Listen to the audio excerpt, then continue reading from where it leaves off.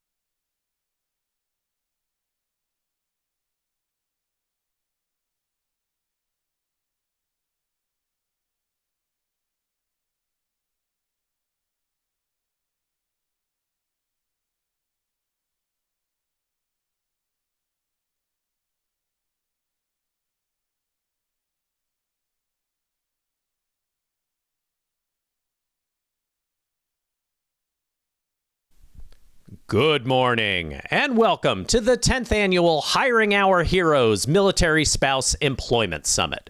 As we mark a decade of impact, momentum, and progress, please direct your attention to the screen.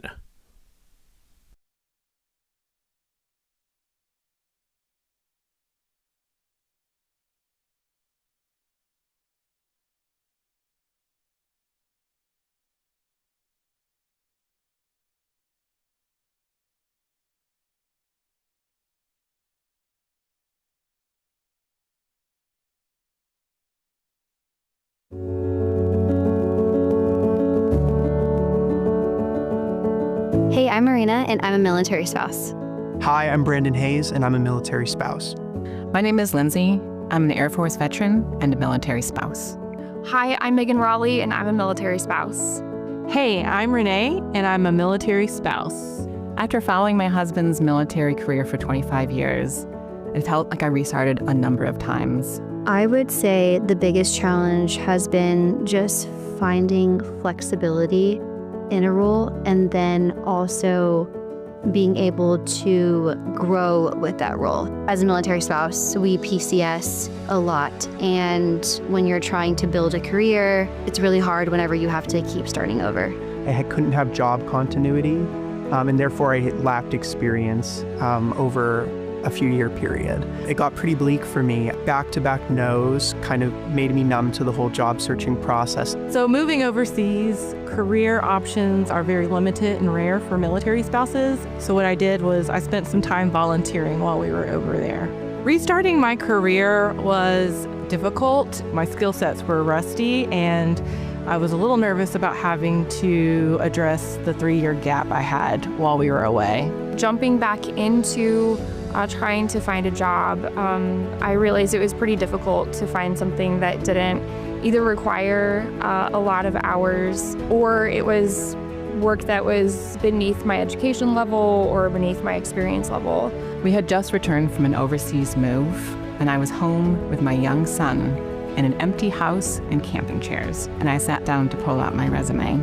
How was I going to start my job market search again in a new location with no network? It was really frustrating and overwhelming. I just kept saying to myself, all I need is one chance to just get in front of a person, a physical person in real life, and through Hiring Our Heroes, I was able to finally do that. It was a 2-day event. It was a military spouse employment summit the next day, and I made a ton of connections, and I would say, life-changing. I got to know people in the room who were also spouses, and we kind of had this, experience together that you kind of realize you're not alone in going through what you're going through in terms of trying to find a position and trying to find a role. My Amplify experience helped me with my fellowship at Humana because it helped me reframe my volunteer experience into professional work experience, and reframing that on my resume really exemplified my skills and ability. Hiring Our Heroes helped me land a fellowship with the USAA. What I loved about the fellowship was every Friday my cohort got to meet back together.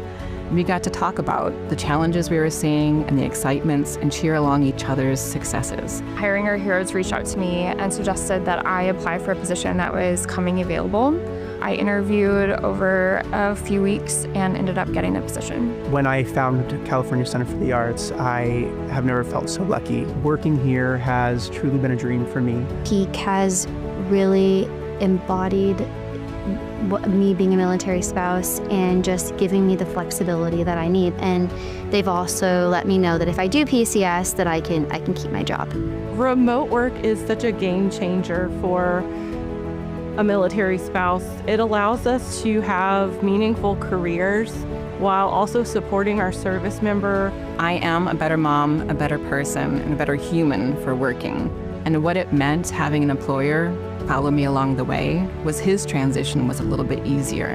It really lowered the stress for me, for him, and for my whole family to feel like we are supported as we moved into the next chapter.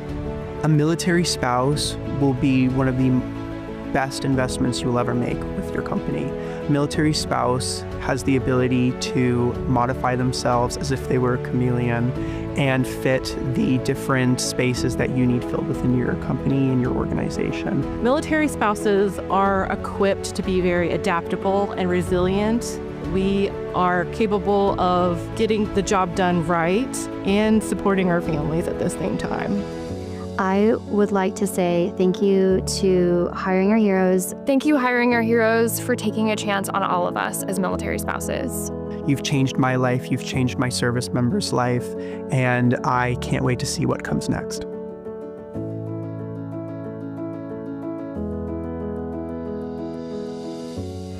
Please welcome the Executive Director of the Military Spouse Program at Hiring Our Heroes, Melissa Sanderson.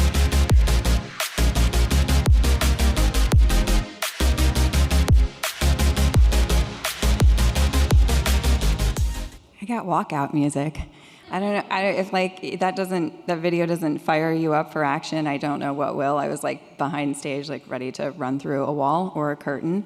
Good morning and welcome to the U.S. Chamber of Commerce and the 10th Annual Military Spouse Employment Summit. I want to take a moment and recognize this year's Impact Award recipients. First, that we celebrated at last night's reception. The Congressional Advocacy Impact Award went to the Military Officers Association of America. The Entrepreneur Impact Award went to Organized Q and Gabby. The Employment Advocacy Award went to Brona Friel of Grow with Google. And the Community Leader Impact Award went to the great state of Louisiana. Congratulations to all of our recipients of those Impact Awards from last night.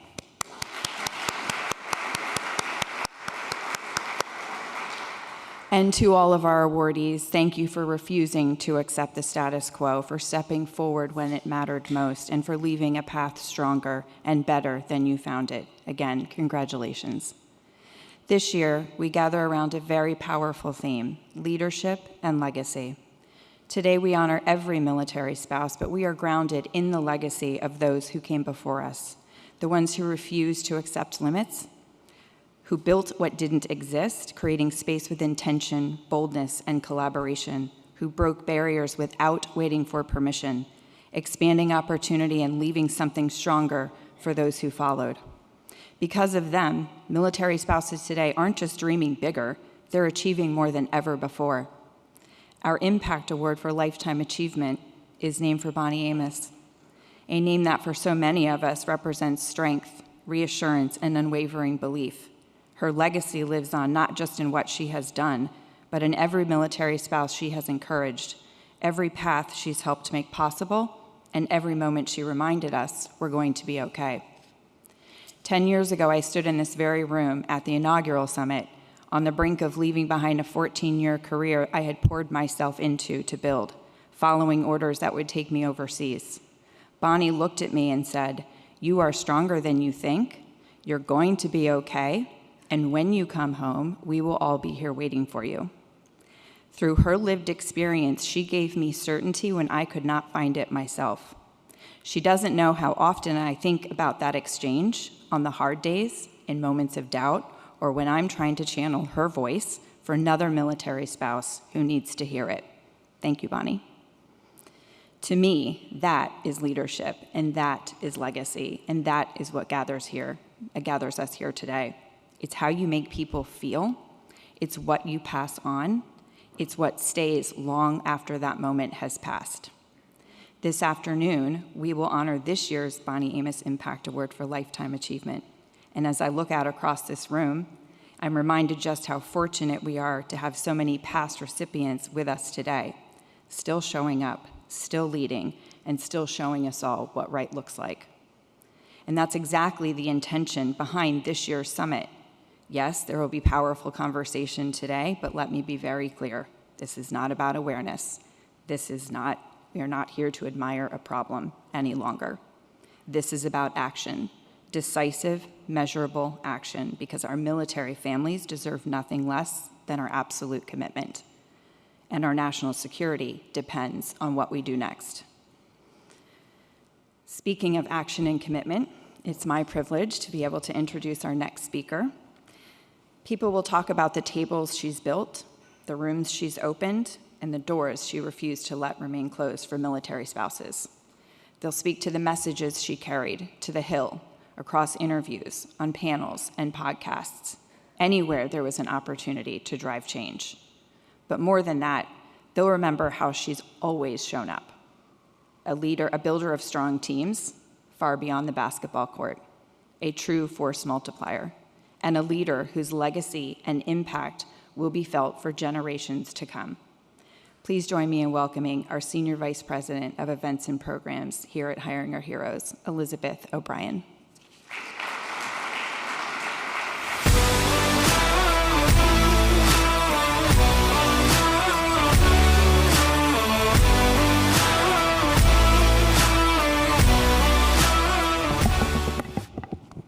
Thank you, Melissa, and thank you for your leadership and for always reminding all of us every day what it means to show up. We are so privileged to do this work with so many people around the country.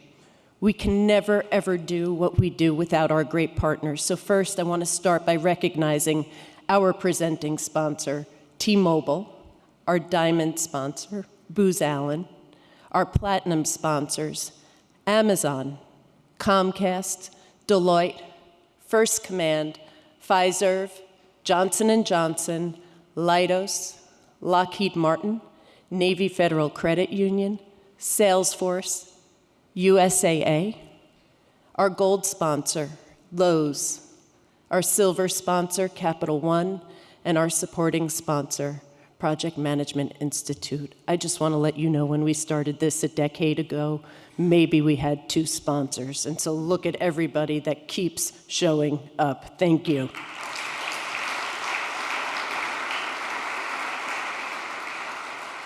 I'm so happy to be in this room. I was in this room a decade ago when we first started, and I have the great privilege of working at Hiring Our Heroes and the U.S. Chamber of Commerce Foundation, where we just love to solve wicked problems, and military spouse employment is a wicked problem. And this year, as we celebrate our 10th anniversary, America turns 250 years old. 250 years since a group of ordinary men made an extraordinary decision. They looked at the world as it was, and they dared to imagine what the world could be. And they wrote it down, and they signed their names to it. And then they asked a man named George Washington to lead an army and defend it. And what we don't always talk about in that very same moment is that they also launched the very first American military spouse. Her name was Martha Washington. And from that day forward, something was set in motion, a legacy that says, when this nation needs us, we show up without reservation and without hesitation, because we believe, and I believe this deeply and fundamentally, that every single day America is better because we are in it. And that legacy lives on in this room today. 10 years ago, Hiring Our Heroes made a promise, and that promise began with a man who refused to accept the status quo for military families. Our president, Eric Eversole, stood up 10 years ago and made a commitment to every military spouse who had ever been told that their journey didn't translate. He said every year, military spouses around the world will know that there is one place where the best minds in America will gather on their behalf, where doors will be opened and where voices will be heard, where someone will stand up and continue to fight change. And so before we go any further, although he's backstage, I want to take a moment to recognize Eric Eversole for his vision, for his tenacity, and for making a promise to military spouses, and for never, ever letting us down. And today, when I look around this room, I see the people who kept that promise, who continue to show up, who model that legacy and leadership. I see you, Rosemary Williams, who showed up 27 hours early for our first meeting 10 years ago and somehow still hasn't left the building or our lives. And I see you, Miss Bonnie Amos, every single day, who walked into rooms nobody thought that we belonged in, patted those sweet generals on their arm. My God, if she ever pats your arm, you should run. Looked them in their eye, and you owned them and you took us right along with you, and you opened those doors and accelerated change for each and every one of us and for generations that will come for a long, long time. And I can never thank you enough for your love and commitment to each and every one of us. And you never asked, you never waited, and you always decided where that conversation was going. And that is what military spouses do over and over. I think about our great friend Tiffany Smiley, who you will hear from later today, always as a young military spouse, standing in a hospital room at Walter Reed in 2005. When the Army came in and asked her to sign her husband Scotty's retirement papers after he'd been injured in war. And she looked at them at the ripe old age of 23 years old and said, "No, I will not sign." One word, one moment, one woman who refused to accept what she was told was inevitable. I remember sitting in that hallway at Walter Reed. My husband had gone to visit his college teammate, and he came out, and we got in the car, and he looked at me, and he said, "Ellie, Tiffany is going to have one hell of a load to carry." And she sure did. And from that hospital room, she took on the VA, and she took on the Army, and she ran for Congress, and she ran for Senate, and now every single night you can see her on TV. And I have watched her rise over and over again, and not because life got easier, but because of the words of Carol Lawson, she just handles hard better. And those stories move us, and they should. They are extraordinary. But I want to be honest, we are not here just to celebrate a decade of impact. We are here because there is work to do. Here is the reality. For the first time in history, recent college graduates are unemployed at higher rates than their counterparts. Artificial intelligence is reshaping the entry-level workforce and the very foothold military spouses have used for decades to build careers. And the job market is evolving faster than our policies can keep up. And the old playbook is not just going to work. And for too long, we have been careful, we have been measured, and we have chosen diplomacy when the moment called for disruption. But I'm telling you today, that moment has changed. If we want to keep the greatest fighting force the world has ever seen, we have an obligation to the men and the women who raised their right hand, who swore a sacred oath to honor and defend the Constitution of the United States and meant every word to it. Those service members made their commitment to this nation.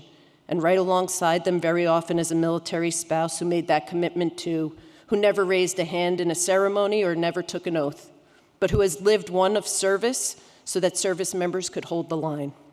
If we want a defense industrial base that can compete in this century, we need military spouses in those pipelines. If we want to close the skilled trades gap, build the infrastructure this country needs, and drive an economy that works for everyone, we need to stop asking military spouses to fit into a system that was never built for them, and to start building a better system, and that requires courage. And we are watching what the Department of War is doing for our military families, and we are applauding the change.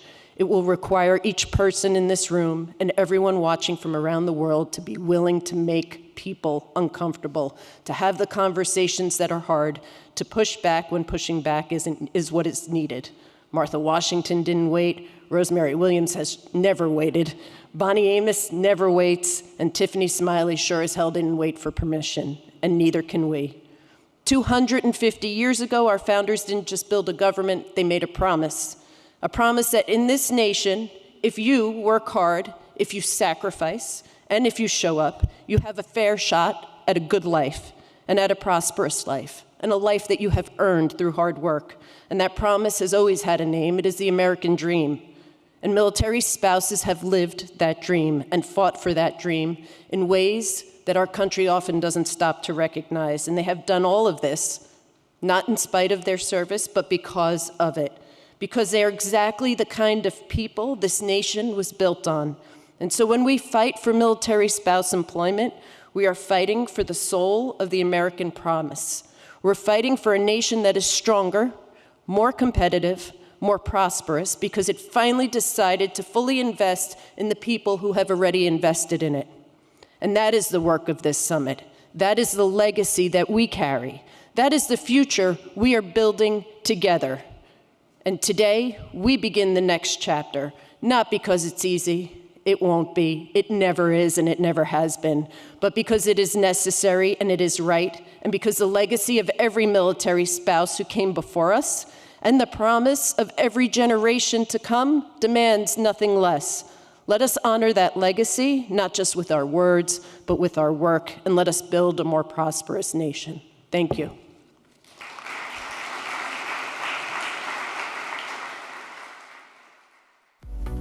Please welcome to the stage, from Hiring Our Heroes, Jenny Lynn Stroop.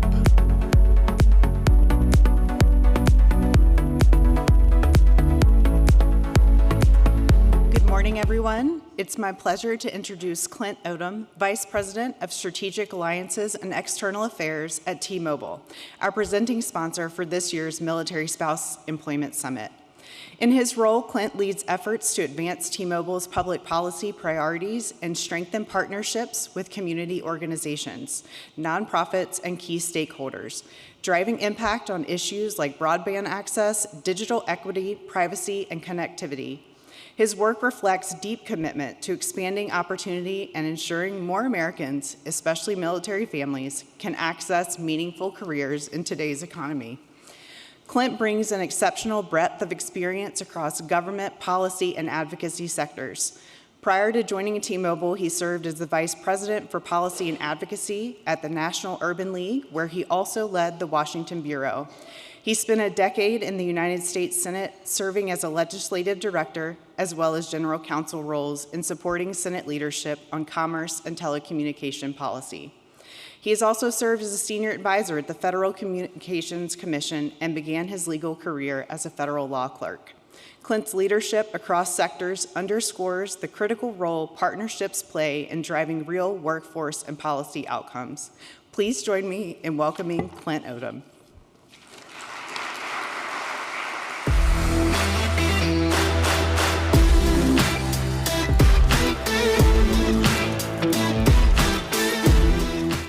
Good morning, everyone. First, I want to thank Hiring Our Heroes for bringing us together, for the incredible work you do every day to support veterans, for transitioning service members, and military spouses. And after watching those stories, I think we're all reminded of something important. Military families serve too. Behind every service member is a spouse, a partner, a caregiver, or child making sacrifices that often go unseen. They build careers, communities, and support systems again and again in service of something bigger than themselves. And they do it with resilience, adaptability, and leadership, qualities every company says that it wants in its workforce. At T-Mobile, we believe these experiences are not barriers, they are strengths. And as a senior leader at my company, I can tell you this commitment is not a side initiative or a splashy recruiting campaign. It's part of our culture, our leadership philosophy, and how we make decisions as a company. Culture starts at the top. Our leadership team believes deeply that if we want to attract and retain exceptional talent, we have to build an environment where military-connected employees and families can succeed. That means listening. It means adapting. And it means creating policies that reflect the realities that service families face today. Several years ago, T-Mobile launched an effort to become the best at recruiting and retaining veterans and military spouses. That's quite a commitment. We invested in programs, partnerships, and internal systems that help military-connected employees build lasting careers at T-Mobile. We've partnered with organizations like Hiring Our Heroes, Blue Star Families, and 4Block, because we know that no company solves these challenges alone. These organizations are helping to create pathways to opportunity, mentorship, and long-term career success for veterans and military spouses across the country. But hiring is only the beginning. One of the biggest challenges military spouses face is career continuity. PCS orders can disrupt careers overnight. That's why T-Mobile implemented policies like portable work location flexibility and paid PCS leave to help military spouses continue building careers while supporting their families through relocation. And I think one of the most important things any organization can do is to recognize the progress is ongoing. As we saw in the stories today, even companies with strong intentions can still encounter gaps or processes that need to be improved. What defines a company's culture is how leadership responds in those moments. At T-Mobile, when issues are identified, we take them seriously. We listen to our employees, we empower our teams to improve, and we move quickly to make sure that our policies are reflected in our practice across the organization. That means accountability matters, and it only happens when leaders at every level are committed to it. I'm also proud of the role that our veterans and allies, our employee resource program plays. It has become an important source of mentorship, advocacy, and community across the company. That network sprang into action as the conflict in Iran impacted so many of our employees. With support from our leadership, we held listening sessions and had already contacted the entire ERG community within 36 hours of the first strikes in Iran. That response should be the norm inside our companies. It took us years to build that culture, but it's paying dividends today. Supporting the military community is not just the right thing to do. It makes sense because it makes our company stronger, our workforce stronger, and our community stronger. I challenge each of the companies that are listed here today and that are present here today to take time to dive deeper into the issues that these spouses are dealing with and how your company can better develop and support them. Get coffee with one of your military spouse employees. Take time to review applications of spouses and approach these issues with an open mind. At T-Mobile, we're proud of the progress that we made and the progress yet to come. But we also know this work is never finished, and we're committed to continuing it alongside of all of you. Thank you for the honor of being here today.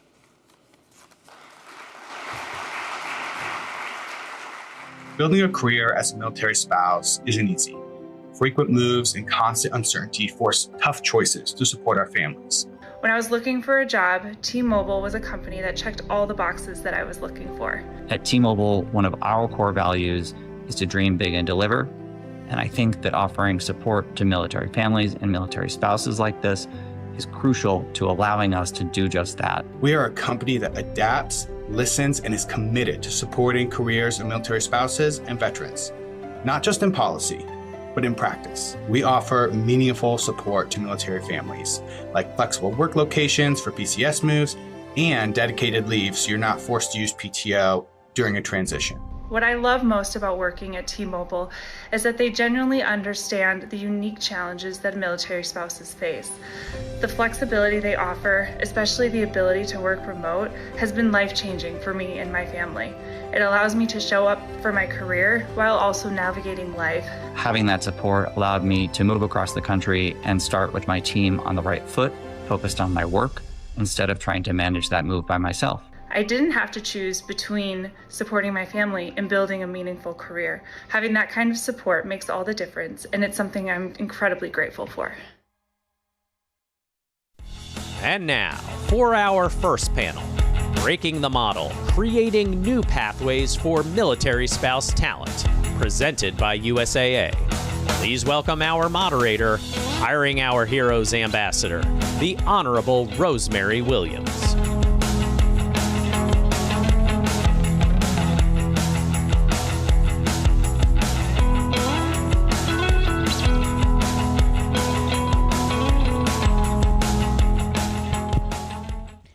Good morning. What a treat. I'd like a little help in welcoming Deputy Assistant Secretary of War Steve Simmons, Comcast Mana Dexter, and of course Brian Field, who won that award last night. Congratulations. And from USAA, we have Jenna.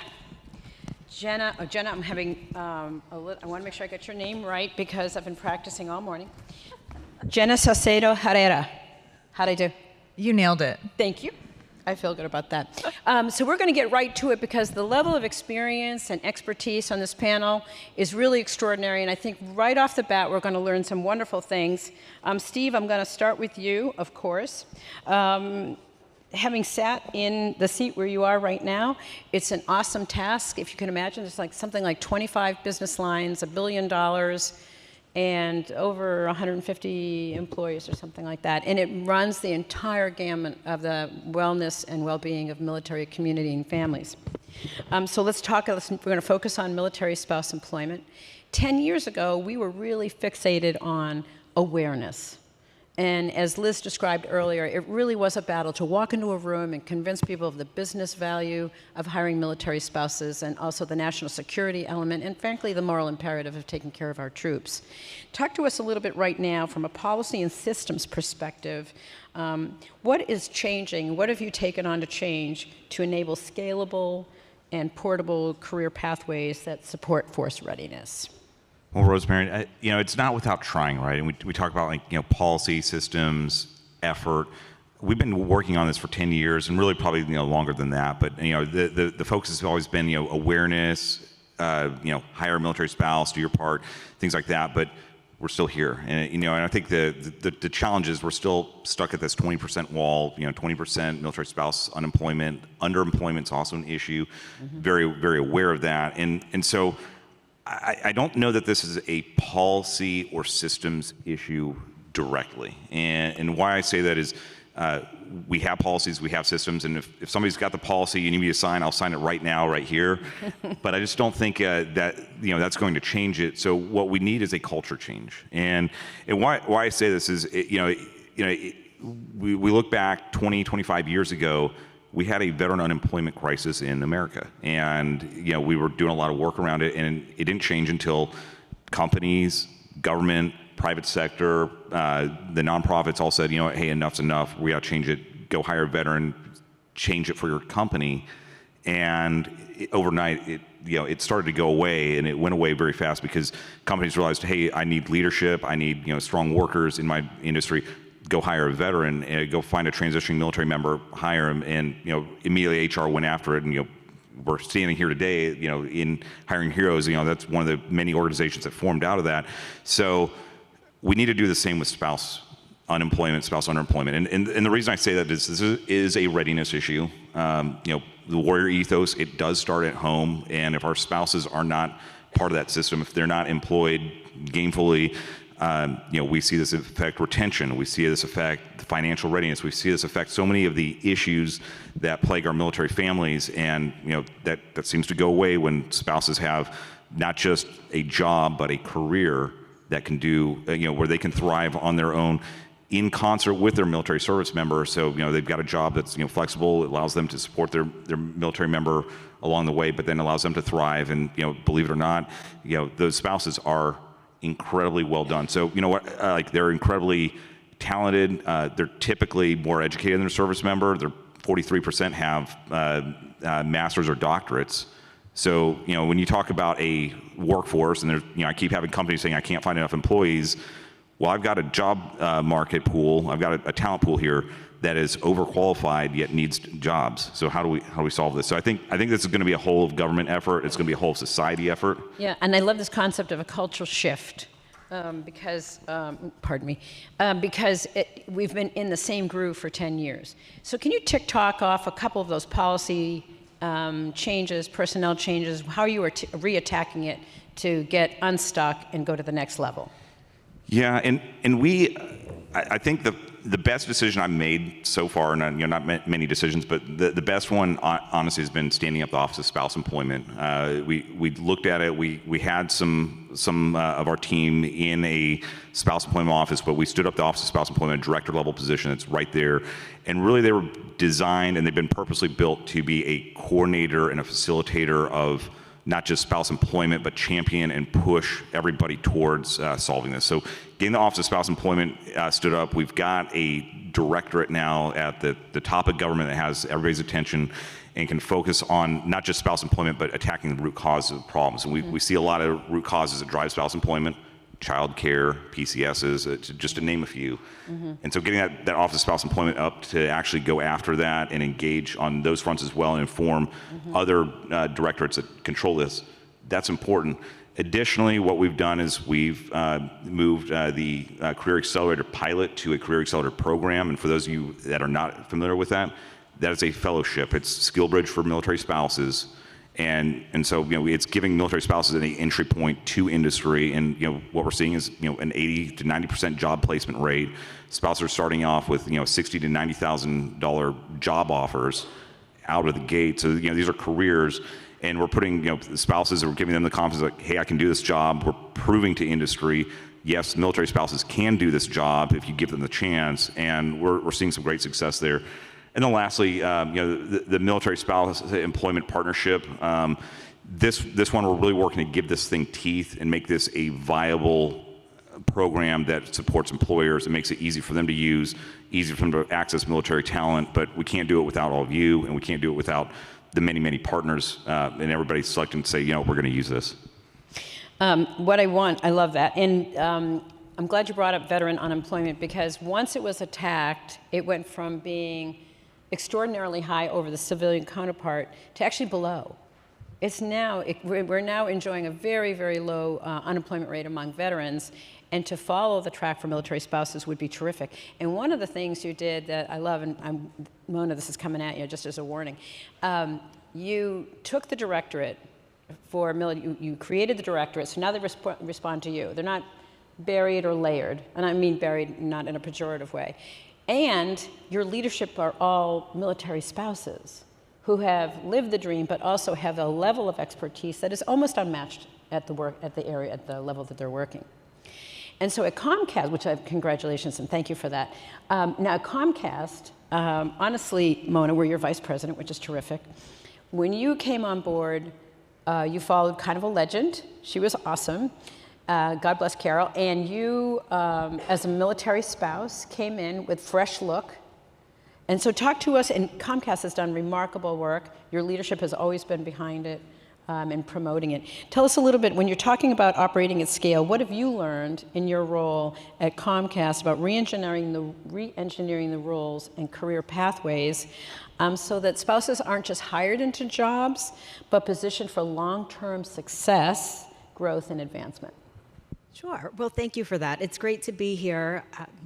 In fact, I spent 5 years with Hiring Our Heroes, and that created my pathway to Comcast. So as a former military spouse, I most definitely navigated a lot of career gaps, a lot of steps backwards, a lot of pivots. By no means did I ever project that this is the seat I would be sitting in, but it's been nothing but fantastic opportunities along the way. So it's for the military spouses out there, first I would just start by saying, keep all your doors open. And you just never know what the opportunities are going to bring. But to your question, Rosemary, so this is how we approach talent strategy as a whole. It's not about ever hiring somebody just to have them in a job. It's hiring for potential and then starting with retention and thinking about what is the potential that this candidate brings to our business and how do we provide pathways of growth regardless of the role they're in now. We have the luxury of being an extremely large enterprise with multiple brands across the globe. And so we think about talent strategy as how do we continue to grow this talent and retain them within our enterprise. And so we start with workforce demand. We think about where the skill gaps are, where the future-proof careers are, the future-proof roles, and where we are hiring, where the hiring demand is. And we look at the data, we look at where have we seen, thankfully, because now we've been at this for over a decade as well, we have some longitudinal data to say, where have we seen success with military spouses? What are the job families that we know provide growth opportunity, mobility, and how do we build those pathways? And a lot of those pathways are built through coalitions, as you said. Nobody can do this in a silo or alone. So through our partnerships with Hiring Our Heroes and MSEP, we're able to build talent pipelines to feed those workforce demands. Mm-hmm. So it's not about placing spouses. It's not about having volume hiring goals. It's really about creating repeatable connections and talent sourcing operating models across the entire company, where it's understood the value and the talent pipeline that military spouses are. Mm-hmm. And the other demand signal is about the mobile workforce. military spouses exemplify what we all see now, and that is a mobile workforce. We no longer have the one job, one career field, 40 years, retire, get your pension. We're working with a mobile workforce now, and people are making moves. And I'll say our chief talent officer is a military spouse. Oh, she yay. started as an HR business partner. She moved to multiple different locations around the country. She was at our headquarters office. She lived in, as I mentioned, different parts of the country. She worked in community investment. She worked in impact and inclusion. She worked in many different areas of the company and has now risen to C-suite as the chief talent officer for the company. So it's about knowing the talent that is available, but also promoting mobility and understanding the talent segment. Well, first of all, I love that the head of what I call HR is probably human capital, and they have other words that describe it, but is a military spouse. That's brilliant, because it's going to be front of mind for her or him. I will say this idea of mobile workforce, it's just never going to go away, right? We had a return to work after COVID, but the mobile workforce it seems to be a kind of a constant. Brana, I wanted to ask you, when we talk about looking beyond traditional credentials to recognize talent, military spouse talent in particular, what role do digital skills and partnerships play that you've seen in your role as head of partnerships at Grow with Google? Thanks, Rosemary. I love that question. And just, it's a privilege to be in the room, and I was completely blown away by Melissa and Elizabeth's opening remarks. And I think that's what the draw is for, I think, probably all of us on stage, the commitment and the sheer talent and the potential. So Mona talked about growth of military spouses. It's just unmatched. So I just wanted to say thank you so much on behalf of Google for having us here. Mm-hmm. I have been at Google for a wee bit, like 16 years, and time flies when you're having fun, as they say.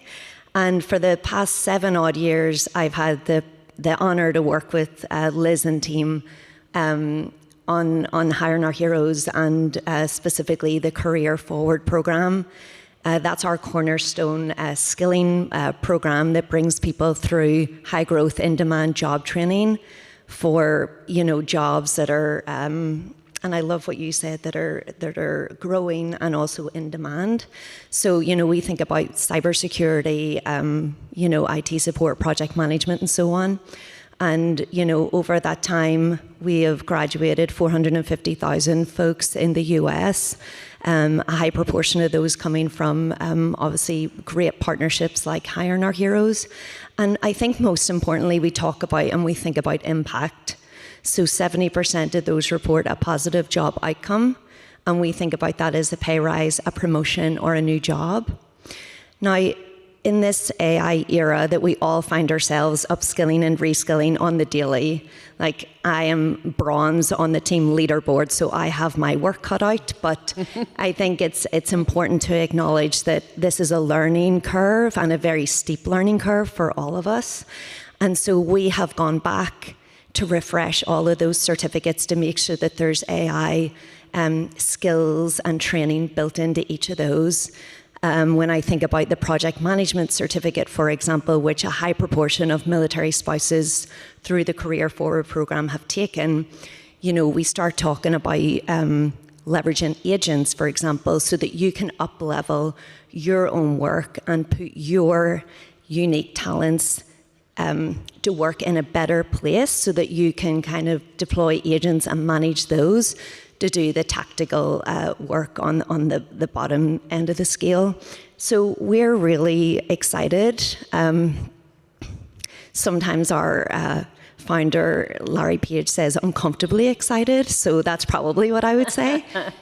But it's really great that we're kind of all in this together, and regardless of the AI tool that you all use, the skills that our certificates and train and teach are agnostic. So it's really important to us actually that you just get the right skills and use AI responsibly. So that's a little bit about what we're doing with Hiring Our Heroes. That's wonderful. We read a lot about how certificates are carrying additional weight on resumes as opposed to degrees, and that's sort of in the old school, the old thinking. Jenna, as head of corporate impact, you've got a great, USAA has a great campaign going, Honor Through Action. If I'm misusing the word campaign, go ahead and correct me. And this is about moving beyond commitment to change, right? Really taking action. So when we talk about redesigning systems or pathways to better support military-connected careers, what do you see as starting to work when it comes to making employment more portable and durable over time? Because USAA has a remarkable cultural competence. You've taken on this big initiative. You have so many military spouses that work for USAA. It's extraordinary. So really interested in your point of view, especially as the head of corporate impact. Well, first of all, on behalf of our 14 million members and 40,000 employees, thank you for having USAA here. And I have to say, I live my life uncomfortably excited, so I appreciate that. I think I'm going to use that going forward. I appreciate that. Honor Through Action. So let's unpack it here for just a quick second. You know, Honor Through Action is a movement, it is a campaign, it is an effort that is practical, ideally innovative, and also collaborative in partnership with folks like you here in this room. You know, I know a lot of the data, a lot of the success measures that we'll talk about up here on the stage, you all are greatly familiar with. We are preaching to the choir, so to speak, right? We are all in this effort together. I do believe, though, as you and Stephen mentioned, that this movement around military spouse employment is at an inflection point, where we have actively shifted, thanks to Hiring Our Heroes and thanks to folks like you on the stage and in the room, we've shifted from awareness to action. And that's what Honor Through Action is about. We're no longer just wanting to honor military families, we want to act on their behalf. And so when you look at military spouse unemployment, and again, everybody knows the data sets, when you look at unemployment and opportunities to address it, it's really about getting to the root challenges, the root causes. And for our team, we are hyper-focused on PCS transitions and mobility and some of the challenges that are presented. As far as what's working for us, you know, in addition to thinking creatively about what we can do better at USA, we are proud of the military-affiliated talent that we employ. Several are here today representing our team, but we can do better. We can always do better. And so we're actively focused internally on how we can continue to walk the talk with retention programs and innovative programs in that regard. But you might also have heard that we're focused on childcare. We think that this is a very unique and opportunistic approach. We're partnering with Armed Services YMCA on a drop-in childcare pilot at 3 bases. The idea here is just 2 hours of complimentary childcare. Think about that, right? It sounds simple, but think about if you're a military spouse and you're moving and you're handling everything and all of the different logistical challenges presented with a PCS move. If you could just have a couple of hours to show up unencumbered at an interview, to show up at a networking event, or even just sit at your computer for 2 hours applying and searching for jobs, right? That in and of itself, we think is an opportunity. Now we're at 3 bases, and we'd love to partner with other corporate alliances around the country to scale that, right? Because, you know, accessibility to childcare is one thing, accessibility to quality childcare is another. Beyond that, our policy and alliances team is actively working on licensing portability, right? So Maryland is looking at that, and imagine, you know, carrying your license across states so that mobility, you know, isn't a detriment. It should be mobility neutral. If not, it should present an advancement opportunity with the move. And so net, Honor Through Action is about looking at the root causes, thinking creatively about philanthropic partnerships, policy transformation, and scalability with corporate partners. Wow, we really are past the first 10 years, aren't we? This is exciting. This is really a huge difference from 10 years ago. Very excited. So I'm going to pose a question for everybody, because if we fast forward another 5 years, we're a few percentage points down on unemployment, of course. What's one specific change, either in hiring practices, role design, or systems redesign, that has to change to move from programs to sustainable career pathways for military spouses? It's a little bit putting on the spot, but what is the one thing? And I think more than one of you are going to try to get 2 things in there, but try to keep it to 1. Steve, let's start with you. Well, I was hoping to get some help there, but you know, I think 5 years from now, I want everybody to look back and say, this was the moment, this was we captured lightning in a bottle here. Everybody agreed and said we're going to fix it. But I think I go back to what I want to see 5 years from now is a shift from we're not doing a favor, it's not good intentions, it's not charity work that we hired military spouses. Companies are going after military spouses because they are the best, they are the most talented, and companies recognize the raw talent and are seeking out building those job portals that get them from military spouse to career employee because they are the most competent. We talk about merit a lot.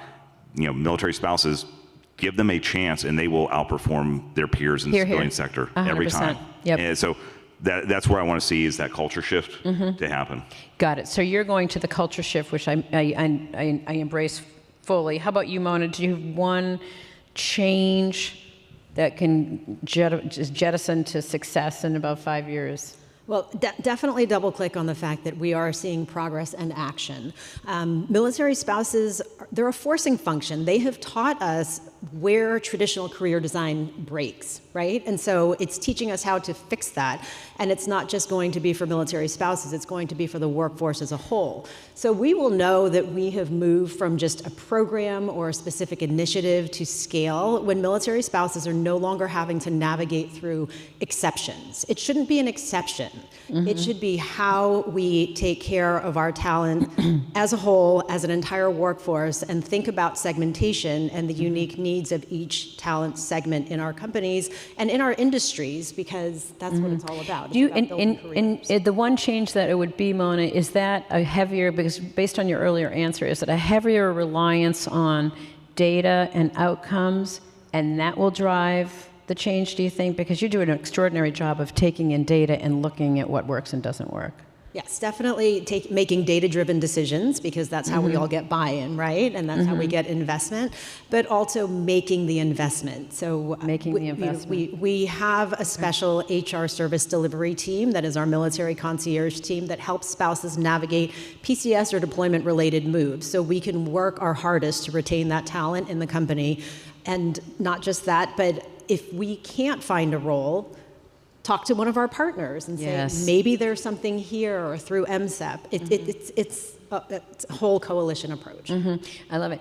Brana, do you have one specific change? If you were queen for a day, not that you're not every single day, especially last night with the award-winning Brana Friel. Thank you very much. Rosemary Williams, you're unhinged in the best possible way.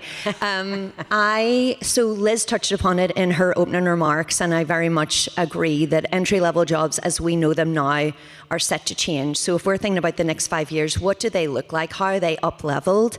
And then how do we make sure that companies are really celebrating internally and also like bringing net new talent from military spouse communities and celebrating that lifelong learning and making sure that people are really upskilling and reskilling with AI changing so quickly? How do we demonstrate that military spouses are actually, the best population to really showcase how they can pivot and change and adapt?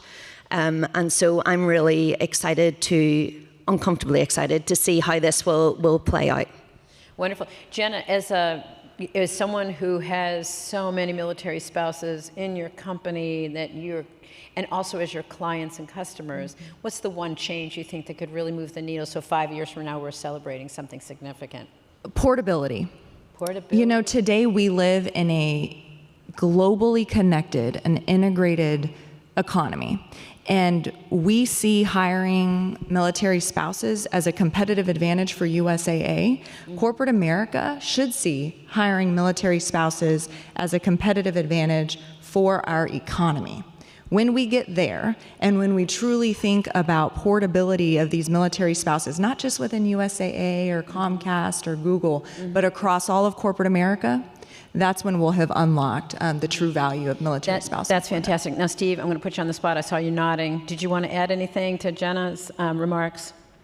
Rosemary, I think if we can put a bow on this, it's portability, it's predictability. And a bold future would be where we know a military spouse is going to move in a year. That's the data the department's sitting on. Why are we not working on finding them that next job a year out, 6 months out? So it's not just portable, but it's predictable. And that predictability expands to all the other ankle biters that get military spouse employment, childcare, housing, every other little issue that, I see a lot of military spouses out there nodding in the audience. that little issue that gets you. Let's not make military spouse employment the casualty of, other broken systems. Let's fix those systems and make it predictable and portable. Wonderful. Here's what's never happened before as a long recovering news producer. I'm almost 3 minutes over. So with that, thank you for everything, and thank our wonderful panelists. It was a wonderful conversation.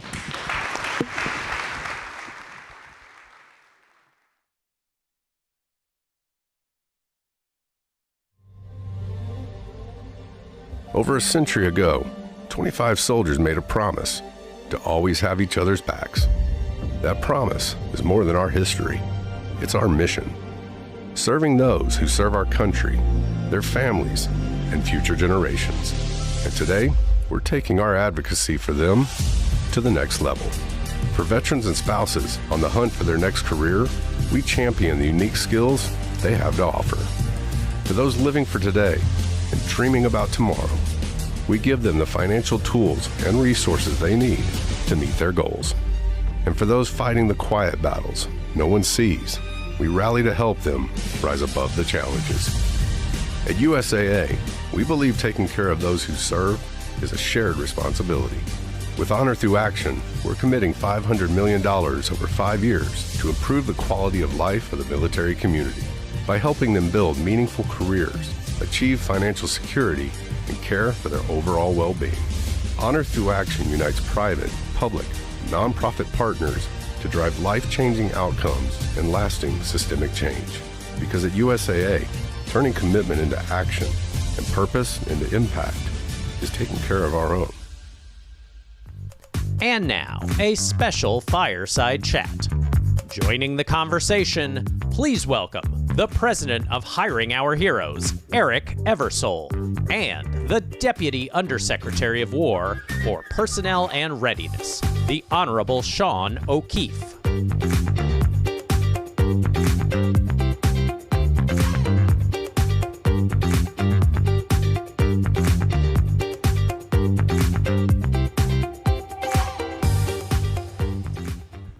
Well, good morning, everyone. Oh, come on. We're going to solve the challenges that military spouses face from an unemployment point of view, so we just need a little more excitement than that. Good morning, everyone. Good morning. All right. Hey, I am really excited to host this fireside chat without the fire, as you pointed out, Sean. In large part because in our prep conversation with the Deputy Undersecretary for Personnel and Readiness, Mr. Sean O'Keefe, I felt this tremendous amount of enthusiasm and energy coming out of the Department of War, and a real sense that this is the moment that we can tackle this issue and make a real difference. What do you think about that assessment? Well, thank you. I'll start by at least saying I think there's probably some familiar faces and friends out in the audience, so I can't quite see everybody, but thank you for having me. More importantly, thank you to the Chamber and Hiring Our Heroes, tremendously valuable voice in taking care of veterans and spouses as well. So I can say at this moment, so I've been sort of tracking these issues for about 10 years. My first job in DC was at a small think tank called the Bipartisan Policy Center, and I got the great pleasure of working with a woman named Kathy Roth-Duquet there, who I'm sure many of you know and love. And so my job was this young staffer trying to capture all the great wisdom from all these luminaries in DC.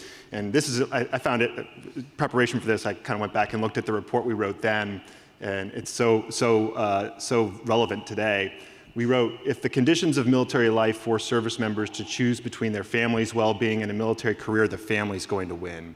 And we see that in our data here in the department as well.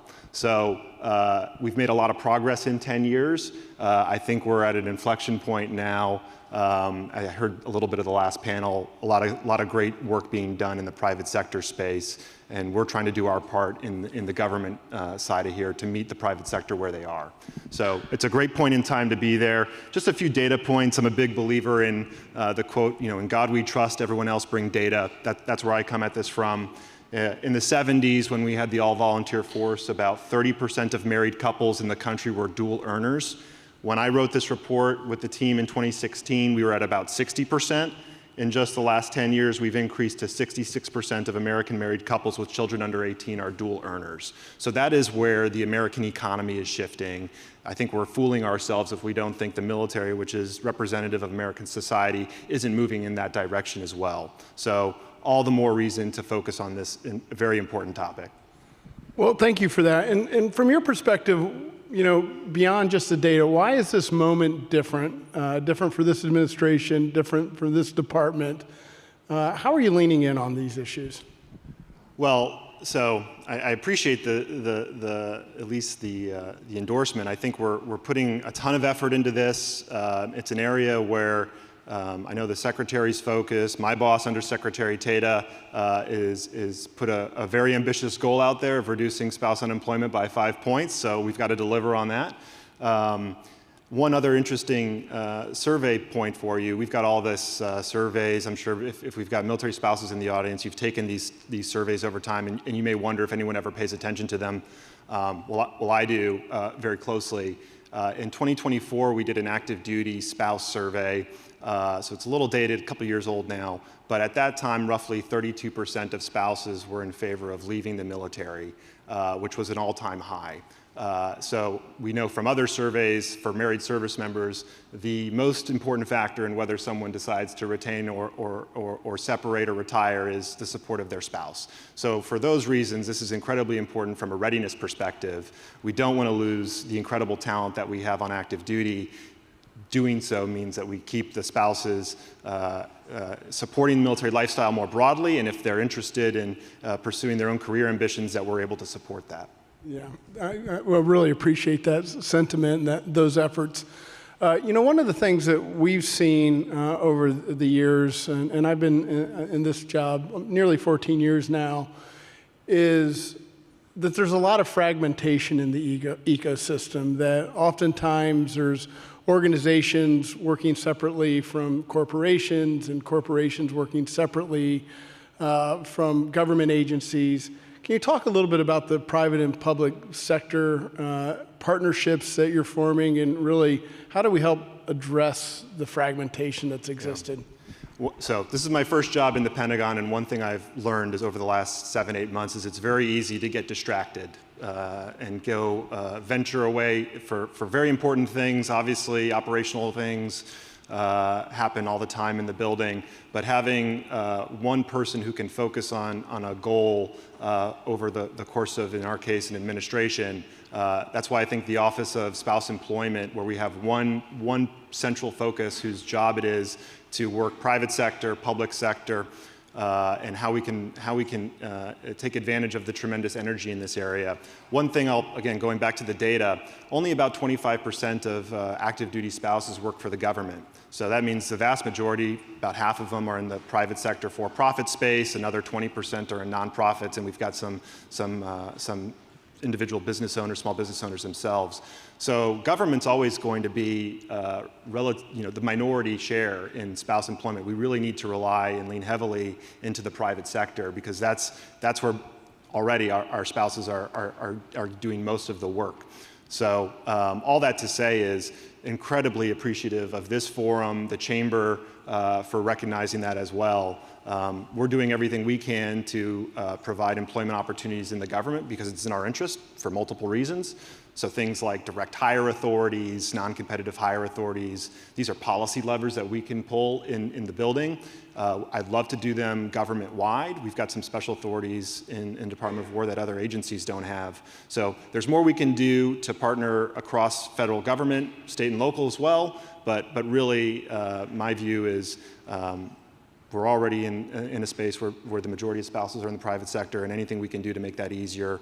Many of the ideas mentioned in the last panel, I think, are wonderful initiatives, and they're mostly led by the private sector. So that's where we'll try to partner. Yeah, that's great to hear. One question, and I think you referenced it, there have been some really significant changes out of the Military, Family, and Community Policy Office. You mentioned one of them quickly around having a directorate for military spouses, spouse employment. That's the first time. What other changes beyond that are really happening at the office level? So I'll mention, I'm so delighted, I'm glad he was here before me, Steve Simmons. I didn't know him before I got into the building, but I can't imagine a better person to be leading the Military Community Family Policy Shop. He's a Marine, he cares about this, he's got the energy. He's had some private sector experience too, so he knows where industry is on a lot of the most important fields that are growing quickly. So just, personnel is policy. Having Steve lead MC&FP is a tremendous asset for the department. I'm sure anyone who's interacted with him feels the same way. And then, so secondly, you mentioned it, I mentioned it, the Office of Military Spouse Employment. Again, when you have a very wide portfolio, it's very difficult to focus on one particular thing. So by centralizing it and putting one person in charge of achieving this very ambitious goal, from a government perspective, it's helpful so that when we have a question, we have someone for people to engage with. So many more things. I mentioned some of the government employment stuff that we're prioritizing. What I've found over time, spouse employment, military spouse employment direct hire authorities existed, I think I wrote it in the NDAA 7 or 8 years ago. It's been there for a while, but it's been underutilized for really kind of silly reasons. For the most part, our HR community just doesn't really know about it. So P&R is actually the proponent for the military civilian HR community in the department. So we need to do a better job of educating our HR workforce on the authorities that are available to them, so that if a family shows up in Germany or England or Japan or Korea, and we've got a teacher who's accompanying a service member, and we have a school on base that has teacher vacancies or a clinic that needs nurses, like, we should be able to hire very quickly, and what we've found is that's just not happening. So there's a lot we can do internal to the government to try and make this transition a little bit easier to some of the points that were raised before. Well, that's great. And you mentioned the Undersecretary Tata really putting a spotlight on this issue. He's made a big announcement that he wants to reduce military spouse unemployment to 15%, which is very exciting. How do we get there? So going back to the data, about 10 years ago, we were at around about a 26% spouse unemployment rate.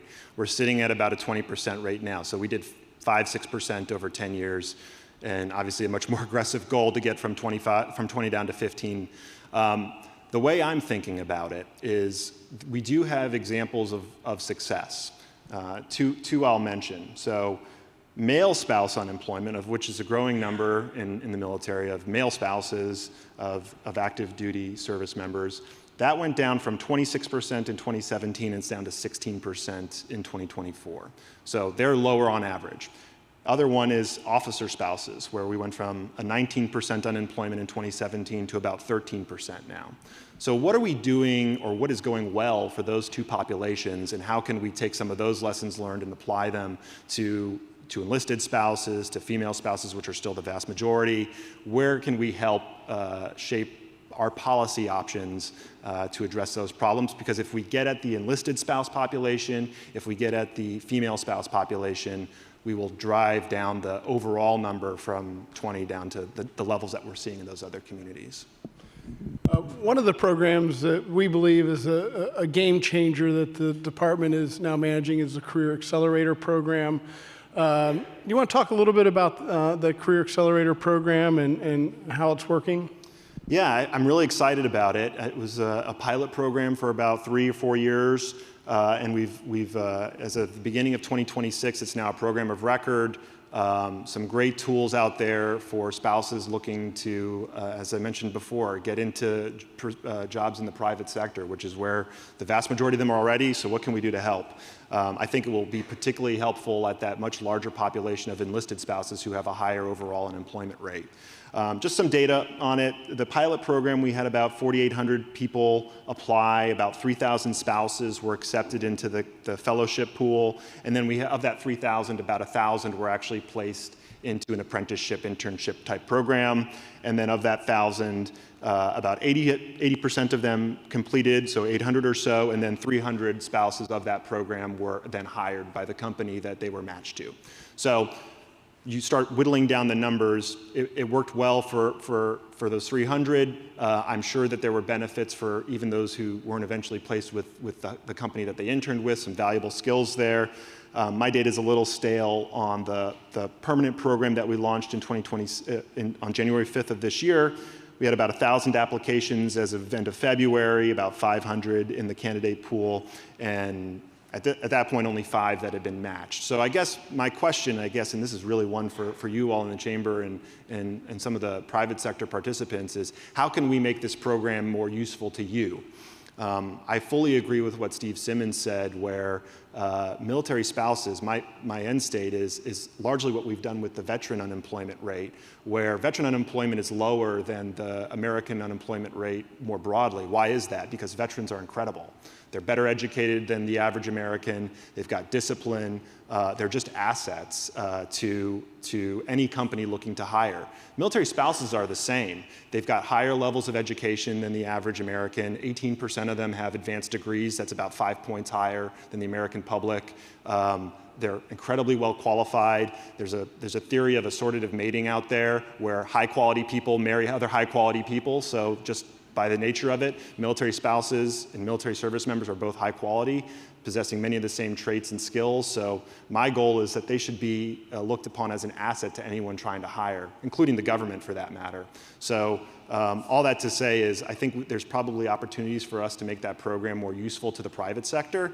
I know it's already useful for the government and for the spouses participating, but that's, I guess, as we're continuing to evolve the program, lessons learned that I would direct the Office of Military Spouse Employment to start capturing so we can figure out what policy levers do we need to pull from an institutional standpoint to meet the private sector where they are.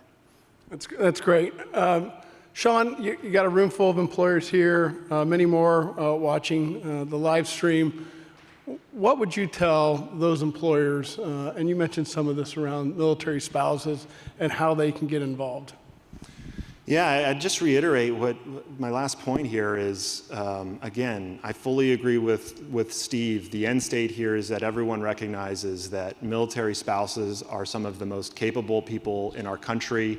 They're patriotic, they're disciplined, the ability to multitask that a military family has to deal with, and just the sort of resiliency as well, hugely undervalued asset. And so I think there's a ton of things that we can do to partner with you all to do better for ourselves. I would love to be in a place where we're competing for military spouse talent. Certainly that's my objective in the department, is making sure that anyone who's got a vacancy in a government position looks to spouses first. It would be so easy to just you sort of survey your base population. My first Air Force assignment was out in England, and I remember the struggle of trying to hire civilians there. We have incredible talent that just is already resident on the base. All you have to do is ask, and we weren't asking. At least that was 15 years ago. I don't know that it's gotten a ton improved significantly since then. So lots we can do. We have a very aggressive goal, so I will ask that you all hold us to it. I know that my boss will, and so anything that we can do from your perspective, please don't be hesitant to ask. We meet with, as you might imagine, a ton of companies come through the Pentagon on a day-to-day basis. I'm at least personally curious about what are the companies that we're meeting with, what are they doing to take care of veterans, what are they doing to hire military spouses, what kind of programs do you all have, how can we partner with you on them? So I think that's sort of the conversation that we should be having is, we do a lot of business with a lot of firms. What are those businesses doing to help us with our shared goal of making sure that veterans, but also military spouses, have great opportunities in your firm? So, yeah. Great. Okay, one more last question. We do have a minute. So what do you tell the military spouses who are watching? Oh, gosh, thank you. I mean, that's how you have to start. I certainly recognize the outsized role that a military spouse plays in supporting our service members individually, but then more broadly for national security. So start with immense gratitude. I know, 6 weeks of a shutdown in the beginning of the fiscal year. There's all sorts of interruptions. Obviously, we've got troops in harm's way right now, time away from home, unexpected absences. So thank you. We're certainly focused on doing whatever we can to make the conditions of military service as satisfying as we possibly can. I will say, going back to the data, around 50% of military spouses are quite satisfied with the conditions of military service. So we're doing okay, but we can do better. As we know, we hit a low point in 2024. So obviously the trends we want to see changed, and we want military spouses to see a full career both for their partner, but also for them as well, whatever their ambitions happen to be. So first, gratitude, and then second, stick with us because there's a lot of energy here, and hold us to account. We're going to try to deliver for you. Great. Ladies and gentlemen, please join me in thanking Deputy Undersecretary for Personnel and Readiness of the Department of War.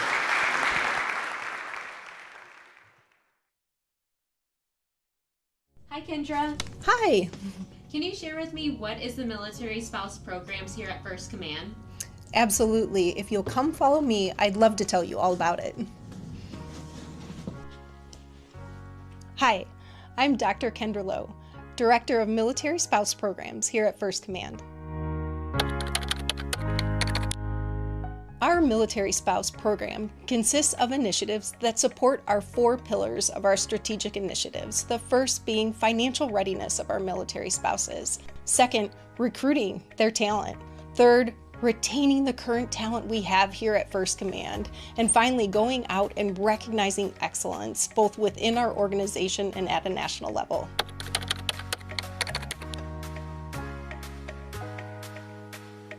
I really believe this position at First Command has brought my entire life full circle. I've had the opportunity to wear the uniform. I've lived the life of a military spouse for almost 25 years now, and I've built a career off navigating the challenges that military spouses face and helping others as well. At First Command, we're recognizing what military spouses go through, one in being that we have a lot of potential, but not always a lot of opportunity. First Command is bridging that gap so that we're mobilizing the strength of military spouses into impact and opportunity.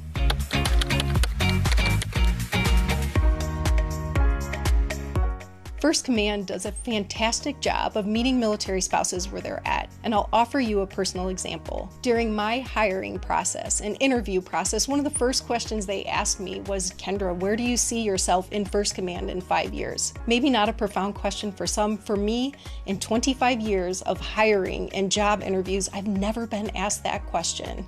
It was one of First Command's first questions because they are invested in me both professionally and personally. And this is what First Command does for military spouses. They listen, they validate, and they then equip military spouses with what they need to be successful.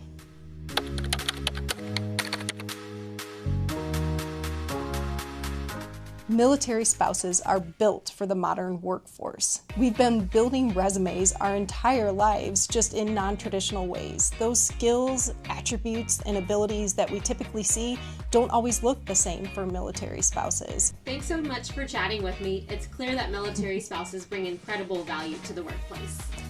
It's an honor and a privilege, and a thank you to you for continuing to give military spouses not just a voice and a seat at the table, but recognizing our table as military spouses.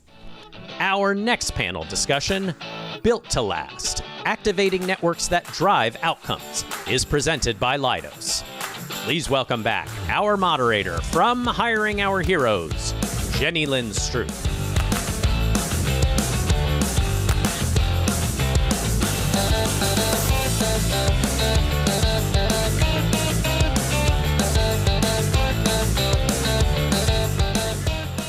Good morning again, everyone. I'd like to welcome Sheila Casey, Lindsay Knight, Meg Hendricks, and Leslie Fouch to the stage for our panel on Built to Last. Military spouse communities have always been a source of strength, but today connection alone is not enough. Today we'll focus on what happens when we intentionally design networks and communities to function as talent infrastructure. Networks and communities that don't just support military spouses, but actively drive hiring, career mobility, and long-term success. We are turning connection into capability and discussing what is built to last, activating networks that drive outcomes. And with that, Sheila, I would love to hear about how American Corporate Partners has long focused on mentorship. How do we evolve that mentorship model so they don't just provide guidance, but actively accelerate hiring, advancement, and long-term career mobility for military spouses? Great. Thank you very much. Yeah, I mean, that's a very good thought about the extension of not just guidance, providing guidance, but actually taking them through a long, structured relationship. At American Corporate Partners, we do year-long, one-on-one mentorships for our proteges, and we team them up with corporate executives or entrepreneurs that help guide them through a process, really starting at the career exploration start.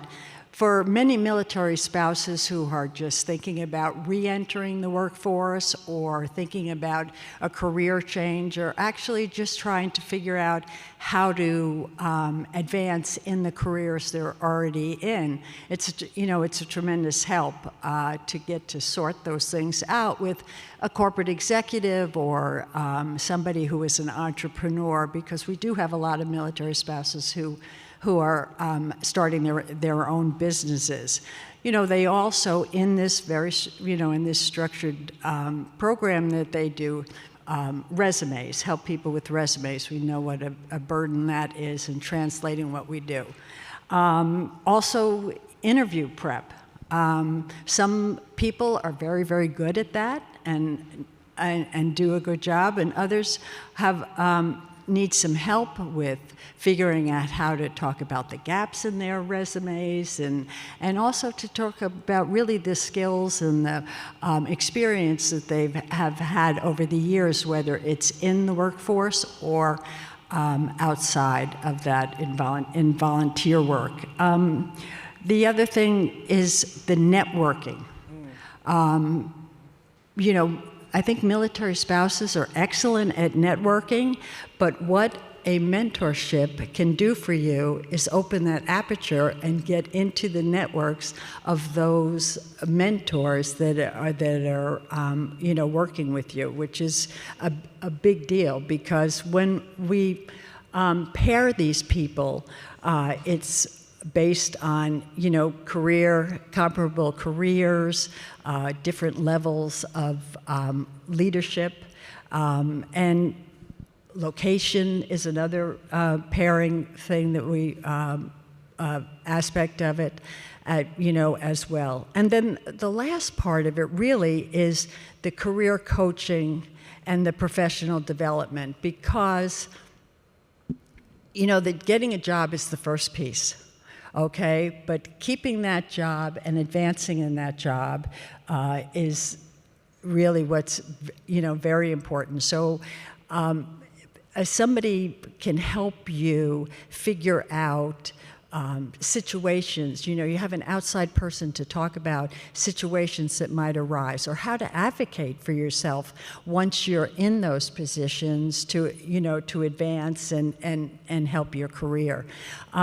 So the other thing is, we talk about it, I think it's important having a structured system that has measurable outcomes. And while I think the informal networks and the informal mentorships are also extremely important within an organization. Having somebody outside of where you're working to help you and somebody you can go to get advice and guidance is really, really important. Oh, absolutely. I am actually a benefactor of the ACP mentorship program when I was in Career Flux when we PCS from San Diego to Virginia. So thank you for the structured approach and those measurable outcomes. It has made a world of difference in my own career. Leslie, our CHRO from Leidos, when we talk about mentorship and networks, how are you at your level embedding these networks into your talent strategy so that they're driving hiring, retention, and advancement in your business? It's a great question about networks. I am a military spouse. My husband was in the military for 32 years, so this is an issue that's near and dear to my heart. This is the second year I've done this panel with Hiring Our Heroes, and we do have a full-time military recruiter, not just veterans, but military spouses as well. And I know I ask for a lot of data, but it's important to me. It's not just about the numbers, but it's about the people behind the data. It took me a long time to find gainful employment again after a break, first joining the military as a spouse, so I understand how difficult and painful it can be.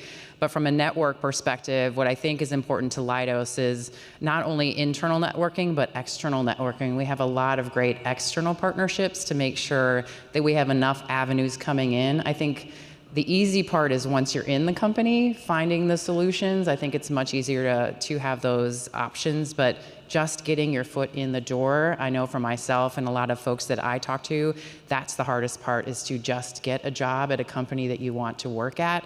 And then the networks so much more naturally evolve from there. So we have a lot of partners in this room today, Hiring Our Heroes, Blue Star Families, PMI I know is here. So we have a lot of external partnerships that we rely on. We partnered with PMI last year. We hosted a conference at our facility in Reston. We did another virtual conference in February. So we have a lot of different ways that we try to do reach outs. We also have a platform now just on our careers page, just focused on military and spouses. We have over 5,000 spouses who've joined that community, and we offer monthly webinars, panels, workshops, a newsletter, just to give people ideas on how to crack that nut of how do I get in, what are some options that are actually available to me.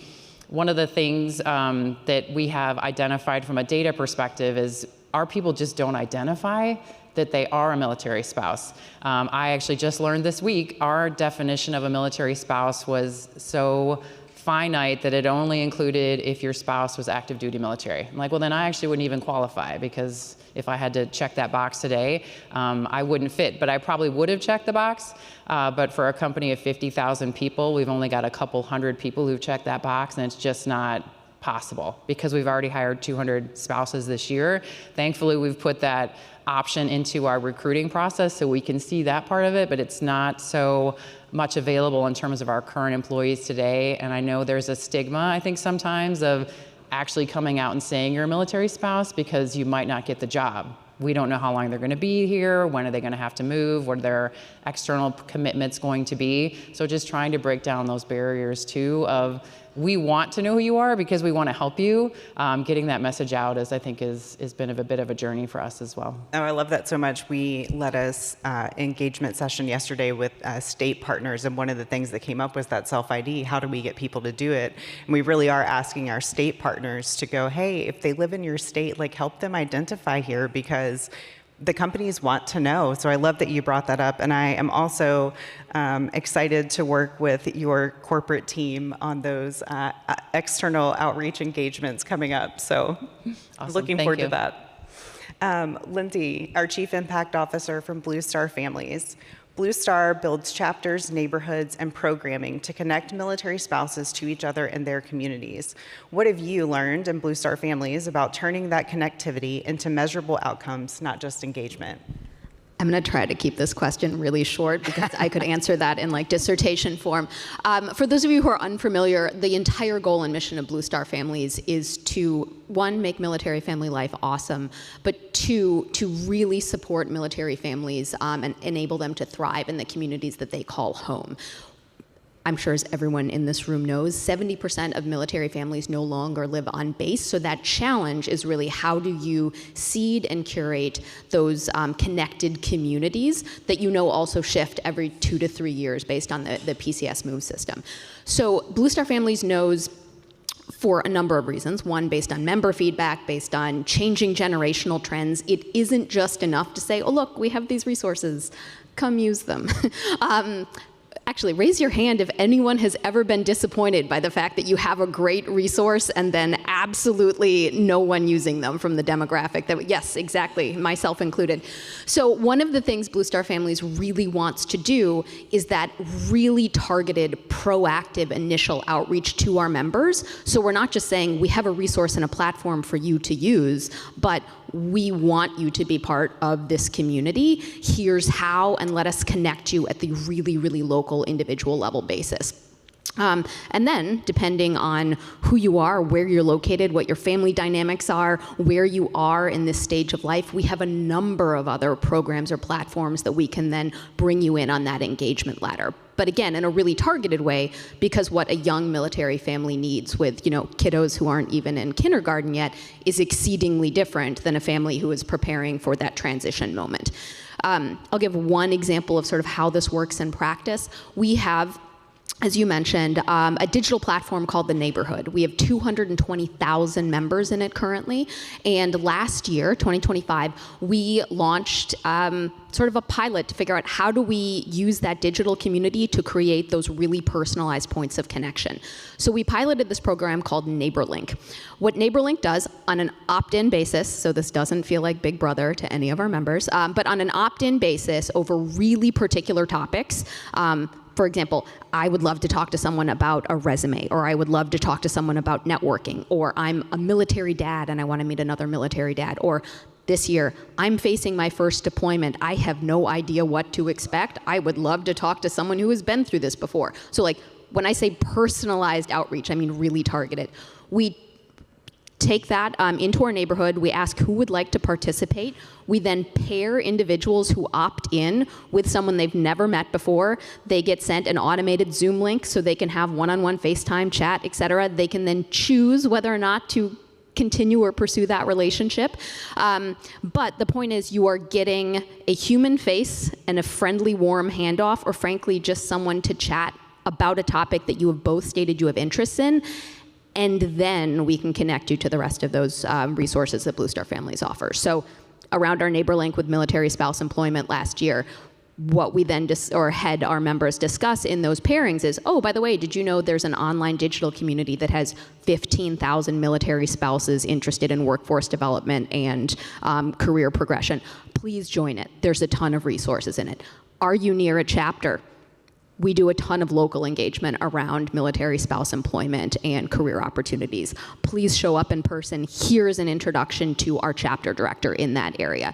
So we try to make it targeted, and then once we get you in, we connect you with other things. So it's a little subversive, but in a fun way. No, I love that so much. I mean, again, you guys are going to hear a common theme. Like, I am also a benefactor of a Blue Star Families chapter. Just opened in Hampton Roads, which is where I am both from and currently live. The Navy was kind enough to bring us back to my hometown 10 years after they sent us away. But what I also love and heard you say is that mentorship piece matters, and that's what helps build community. Leslie also mentioned it in her remarks that once you're internal somewhere, it is much friendlier and you feel that sense of community. And so I love that both ACP and Blue Star are building those externally to help people get that foot in the door to then be part of something internal to an organization. And Meg, our Vice President and Head of Military and Veterans Affairs for FISERV, who I also have the pleasure of working with every year for this employment summit. What does it look like to intentionally plug into and strengthen existing military spouse networks so they become scalable talent pipelines for the external community resource? And I really, you know what I want you to focus on. Oh God, I don't know, do I? I would say, okay, so I'm gonna have some audience participation because you guys look like you need to wiggle around a little bit. So how many of you currently or have ever worked in corporate America? Okay, so I think I just want to be real for a second because I don't think we do that quite enough. I think a lot of times people see companies and they're wonderful partners in the room who have large military teams and have like a lot of funding and things like that. But most companies who are military friendly or military ready are very small but mighty teams who should always befriend the CHRO, whether they're military affiliated or not. Definitely get the CHRO on your side.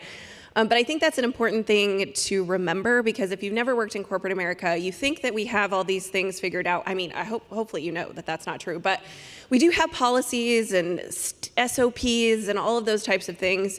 But kind of along the lines of what everyone said up here, everything is about relationships. So I think when we're talking about like activating networks and working with our partners, it's about getting access, because I say this a lot, like if you're looking for employment, you should continue to apply online. Like there's always a chance that you're gonna get picked up online, but it's really gonna be about who you know, and you're gonna get a better opportunity if you know someone and someone's advocating for you. So, and I think one of the challenges that we always talk about with like military spouses is how do we get them to things? Because last year we were at good old Fort Riley. I drove a Versa across Kansas. Don't recommend. But we were there, and I love that HOH has added like the piece where you have the military spouse piece happening during the career event on site. But I also loved how the 60 plus service members who were there got chastised a little bit because there were only a couple military spouses there. Like, what are y'all doing? You're getting ready to transition. Do you want to be the only one who's making money? Do you want to have an opportunity for your spouse to do this? So I think when we're thinking about activating networks, both internally, like if you're working in a corporate or business, you have to really kind of employ folks like the CHRO, like whoever you can get to be like, here is something that's important and here is why it's important. And help you advocate for that. Because a lot of us are really kind of trying to influence without authority and that kind of thing. So I would just suggest like continue to build your internal network, work externally, and for corporates, anytime or just businesses in general, anytime when you have an opportunity to go somewhere where you can meet with people face to face, then it's better, because then you know how to advocate for them when it comes to employment, or for me, like entrepreneurship, because yeah, side note, the items that are going to be in your little giveaway bags are for military spouse entrepreneurs. So I think just it's taking the opportunities that you have to amplify what these military spouses are doing and what they're capable of. Thank you. And I do want you to pull on that thread a little bit more too, you and Leslie, on that corporate responsibility really kind of to the community.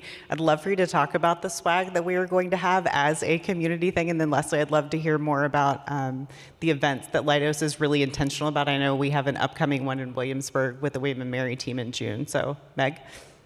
Yeah, I mean, okay, here, I'm gonna throw out a little, not a challenge, but like if you're a military spouse who has a product or service and you feel like we could use it at Fiserv, maybe now or eventually, please reach out to me on LinkedIn. It's not like we have a good repository. I mean, like different groups have tried to do this where you have like lists of veteran owned and lists of military spouse owned. But Jenny Lynn and I are just making our own list over here. So if you so reach out to me. I mean, I think that's a part of it, is like advocating for each other.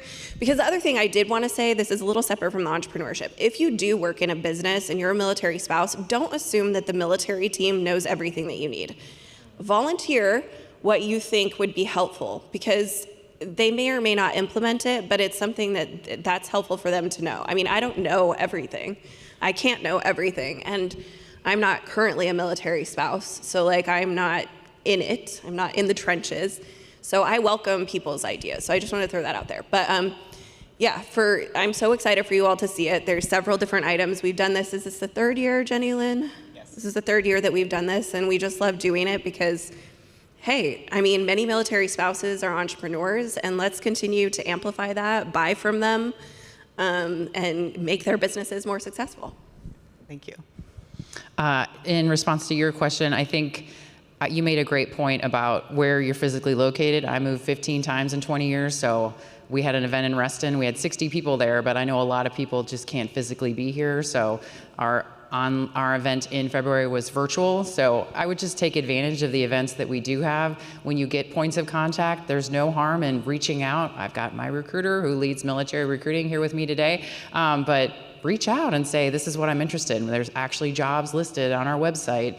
Ask. I mean, it doesn't hurt to ask. The worst thing that's going to happen is you hear no, but there is work. I mean, I'm not saying this is easy because I've done it myself, but it takes work to get a job, and I totally understand that and recognize that, but there are a lot of opportunities out there. I would just take advantage of the opportunities that exist today and reach out to people. It's one connection. That's really all you need to make things happen. I started my reemployment with just randomly applied to a job, and I finally got it, and that started my trajectory, but it's just getting your foot in the door. So I would take advantage of, I know we have, and a lot of other companies and folks helping military spouses have a lot of free resources available. Just dial in and see what you can find out. Maybe everything's not going to resonate with you, but I guarantee there's going to be one or two things you take from each of these things that you never thought of before, and think of a new avenue that you could actually pursue to get you an opportunity that's actually going to be something that you want and is fulfilling for you. Thank you so much. As we wrap up, lightning round, what is one thing each of you from your different seats as community partners or corporate organizations, what's one shift that you would encourage the folks in the room to take, whether it's in partnership or accountability, to make sure that these networks, whether out in the community or within an organization, consistently deliver hiring and career outcomes? Sheila, we can start with you. Okay. Just go down the row. Go straight in line. I think that one of the shifts which you're starting to see happen that I would like to continue to see is the partnering with other organizations and leaning into their strengths. We should not worry about our own turf, and too often organizations are guilty of that. We all are guilty of that, protecting our own turf. But I think it's very important for me to lean into Blue Star Families for, and what they're strongest in, and to continue to have relationships with other organizations that are in this space and doing great work. Because, for example, mentorship, that's just a part of it. That's just a part of the puzzle. There are many, many other important aspects to finding a job, getting a job, staying in, and I think it's important to rely on on the good work that other organizations are doing.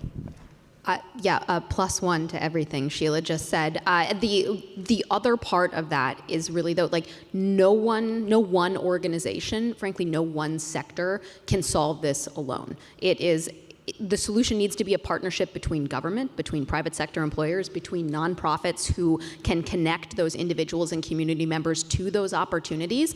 And frankly, I would just encourage everyone to, take the turf or territory mindset, put it to the side and realize it really is, it's a team sport. Everyone who knows me, everyone on my team always knows I like a good team analogy. But in all honesty, we just can't accomplish it solo. So any employers out there, please become a do your part employer partner. We're partnered with Hiring Our Heroes on that initiative, unsurprisingly, and a whole bunch of folks already in this room. So I just ask everyone to join us in that engagement. My best advice would be if you're a military spouse and it has veteran in the program and it doesn't say military spouse like in the name, don't assume it's not for you. Maybe they're just not there yet and haven't changed the name. Ask. I agree with that, and I'd love to see us at a point where military veterans and military spouses have the same hiring goals. It seems like veterans are 80% of the work that we do, and we need to focus just as much on military spouses as well. That is a great end to a great panel. Thank you all so much for your time. Please join me.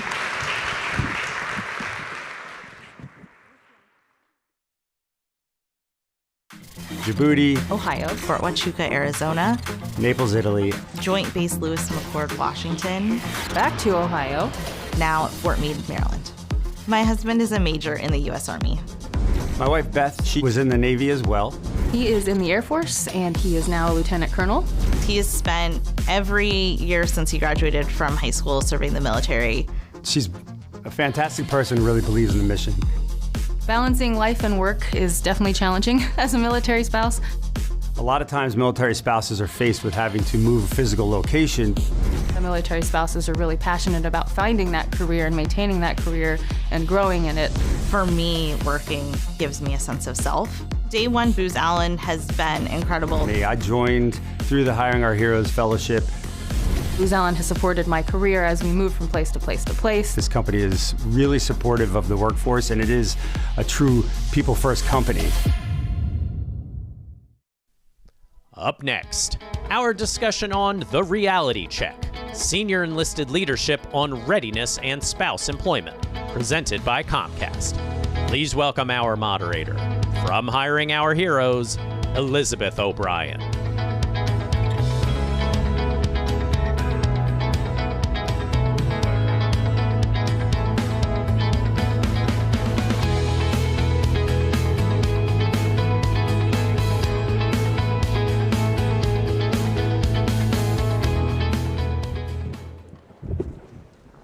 All right, hi everyone, we're back. And I couldn't be more excited to have this conversation. I love the idea of a reality check. And I love the people that are sitting up here with me, because I think what's so important for so many of our families, military spouses, and currently serving members, is that they know these conversations are actually happening. And I've been a military spouse living all over the country and wondering, what are the conversations that are actually happening at the highest level? And are the conversations that we need happening? And so we get to learn from these folks what actually went on. I feel like we're going behind the scenes and real life looks. So do you want to take just a minute and introduce each of yourselves, and then we can get into the questions? Absolutely. I guess I'm going to start first off. Y'all, when I walked in and heard Liz speaking, and she said the soul of the American promise. Did y'all hear that? How many of y'all thought you guys were listening to somebody who was running for Congress? So y'all give her a hand clap. Give her a hand clap. Okay. The soul of the American promise. For those who don't know me, Joe Bass, I served as the 19th Chief Master Sergeant of the United States Air Force. Is there any Air Force in the house? Y'all sound real sad. Michael Piper. Is there Air Force in the house? Okay, good. Okay, a little bit. But I also had the honor and privilege to serve next to this guy. And we're very excited to spend some time with you guys, especially because those of you who have served or have had family members who served, you know that we're part of a family and a fraternity. And it doesn't matter if you serve 2 years, 4 years, 6 years, or 28 years, you'll always be part of the family. So thanks for being here, and to the allies and the people who are supporting. Booyah, Joe. Again, thank you for having us. Jim Honey, as Joe mentioned, I'm the retired Master Chief Petty Officer of the Navy. 38 years, just a little bit longer. Maybe I'm a slow kid on the school bus with all the others, but 38 years. And sitting next to me is my beautiful wife, Evelyn, who was married to me for 36 of those years. This August will be 37 we've been together. And thank you. So I guess that's my shout out, who's married, who ya, thank you. What I would like to say about that is, maybe when I was younger, the old salts would tell me, well, Evelyn didn't come in your sea bag, shipmate. I don't want to hear about that. Well, she may not have come in my sea bag, but for 36 years, she helped me carry that sea bag. Yep, she's definitely damn strong. I think that's an important thing for us to consider while we consider military spouse employment, when we talk about retention of that family. And so I hope that we get into that a little bit in our conversation. Thank you. Hello, I'm Evelyn Honey, Jim's spouse. Now I got nervous. Well, I married him when he was an E1. He affectionately called me ComNav Wife Pack. I said, okay, I'll live up to that, I guess. I don't know what it is, but I'll live up to that. And in our journey, I was able to get to the point where when he was MCPON to serve as Ombudsman at Large for the Navy. And I really enjoyed being able to get out and talk to families and then come back and push the things that I heard and I knew the families were really looking for and needing out where they were. So that's who I am.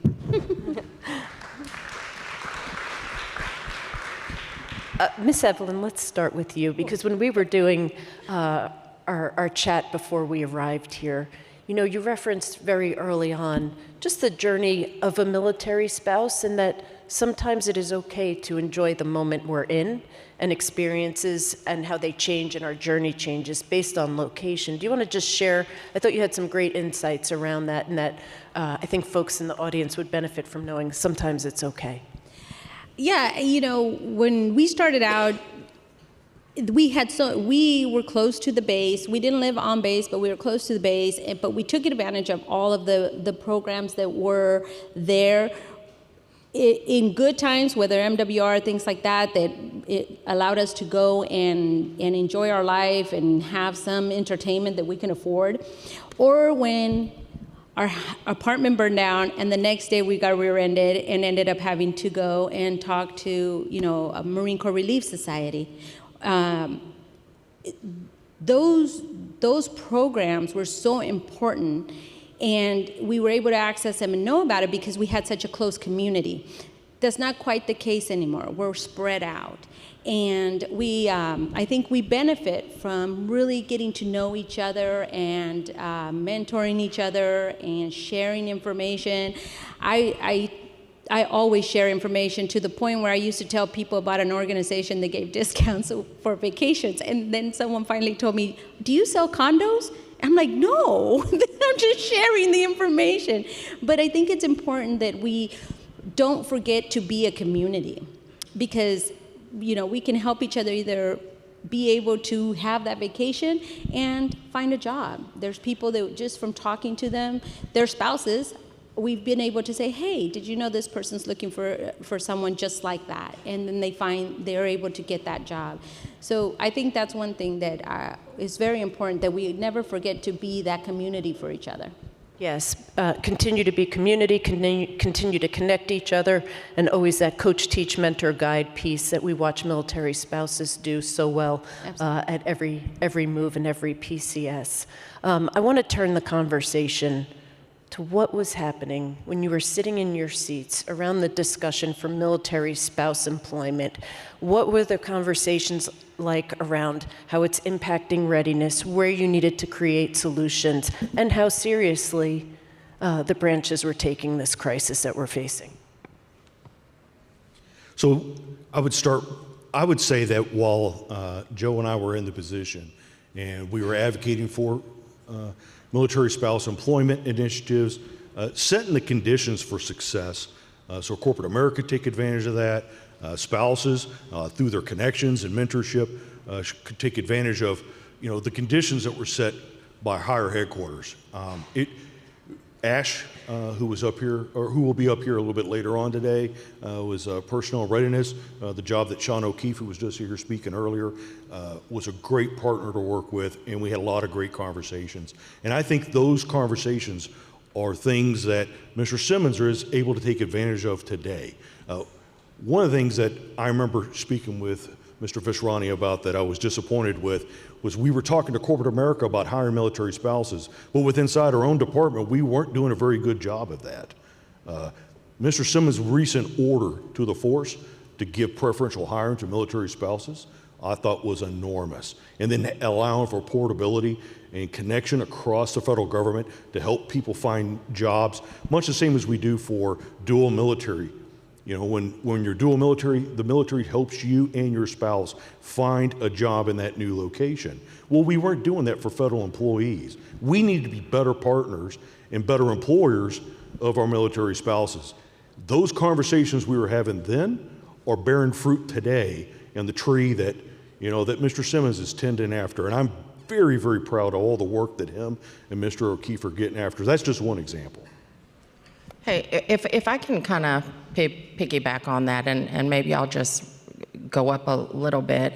When we were in the seat, and no different than any other leader who's sitting in the seat, the first and foremost is a readiness of the force. Like, how does America's Army, Navy, Marine Corps, Air Force, Space Force remain the best so that we can all enjoy the benefits of freedom? Like, readiness is always on our minds. And we also understand that our force is the greatest forces in the world, and we recruit the best that America has to offer, but we retain the family. And if you can't retain the family, we're going to be on the struggle bus to ensure that we have the right talent on the bench to ensure that America can be safe. And so we weren't short from ever being able to highlight those aspects to leaders on the Hill, to corporate America, to the American public, and to our forces. And so we always think about quality of life. We're always thinking about childcare. We're always thinking about education. We're always thinking about healthcare. We're always thinking about housing. And then, of course, we're thinking about spouse employment, largely because of what you've already heard on this stage, and you're going to continue to hear intersections of all of the conversations. But you heard them talk about today's modern military family has about over 60% dual income. What he didn't talk about is how many of them are single families, how many of them look different. And so it's important to note that today's modern military family looks different. And so spouse employment is a huge key, but everything ties in to the readiness of the force so that when America calls 911, we're ready to answer. And when you talk about the readiness of the force, what are the conversations that are happening at the highest levels around how we actually create stability for our families so that military spouses can go to work, so that we can create those pathways to safe, affordable childcare, and so that our families can go to work and we retain the best and the brightest? Well, as I mentioned, that was one of the conversations that we were having. Another one that we had while we were in position, and I hope that Mr. Simmons has got this, on that shelf and he's working toward that, is fully resourcing and understanding the scope of the problem when it comes to child care. We can sort out how many children we have in the United States military. We do it for school-age children. And we look at an area that we're going to assign that military force, understand what that total force structure is going to be, and we can determine if the local school districts can absorb the military children in that school district, and if they can, then we provide federal dollars, to subsidize that. If they cannot, then we build ourselves a DODEA school, and then our children are able to go to school there. If we examine that the same way as we do for school-age children, for those that need child care, and look at the local community and understand, can that community absorb the child care demands of our military community that's going to be living in this area? Yes, then we can subsidize that and keep that going. If it doesn't, then we need to build more there. We're not fully understanding that scope of that problem and resourcing to a solution like that. If we can, that will be tremendous in solving child care as a barrier toward military spouse employment, single parents that are serving in the military, and so forth. Those are some other discussions we were having then. So I promise you, at the highest of levels, your senior leaders are understanding, as Joe put it, what it takes to maintain military readiness, what it takes to maintain family readiness, so we can retain that entire family unit, and looking after what those specific issues might be. Again, it is, for people like Mr. O'Keefe, Mr. Simmons, to set those conditions for success so that at the local level, we can solve those problems more locally, whether it's through Hiring Our Heroes partner programs, Blue Star Family partner programs, or the local communities that they're establishing inside Blue Star Family. I think all of that, as Evelyn mentioned, are going to be extremely important so we can have those kind of connections and a sense of community in solving what our issues might be. Yeah, I mean, making sure that we have the MSEP programs and things like that is so important, but we got to get the word out to families. We think everybody knows about these programs, but really at the levels that it matters, there are many, many people that do not know about these programs that could really benefit from it. And we have so many wonderful programs that are underutilized, that it's going to take getting in there into the community to really spread the word so people don't think you're selling condos, so they really know what you're doing, that you're really trying to help get that employment out there for people, and daycare, or even just the things that make their quality of life better.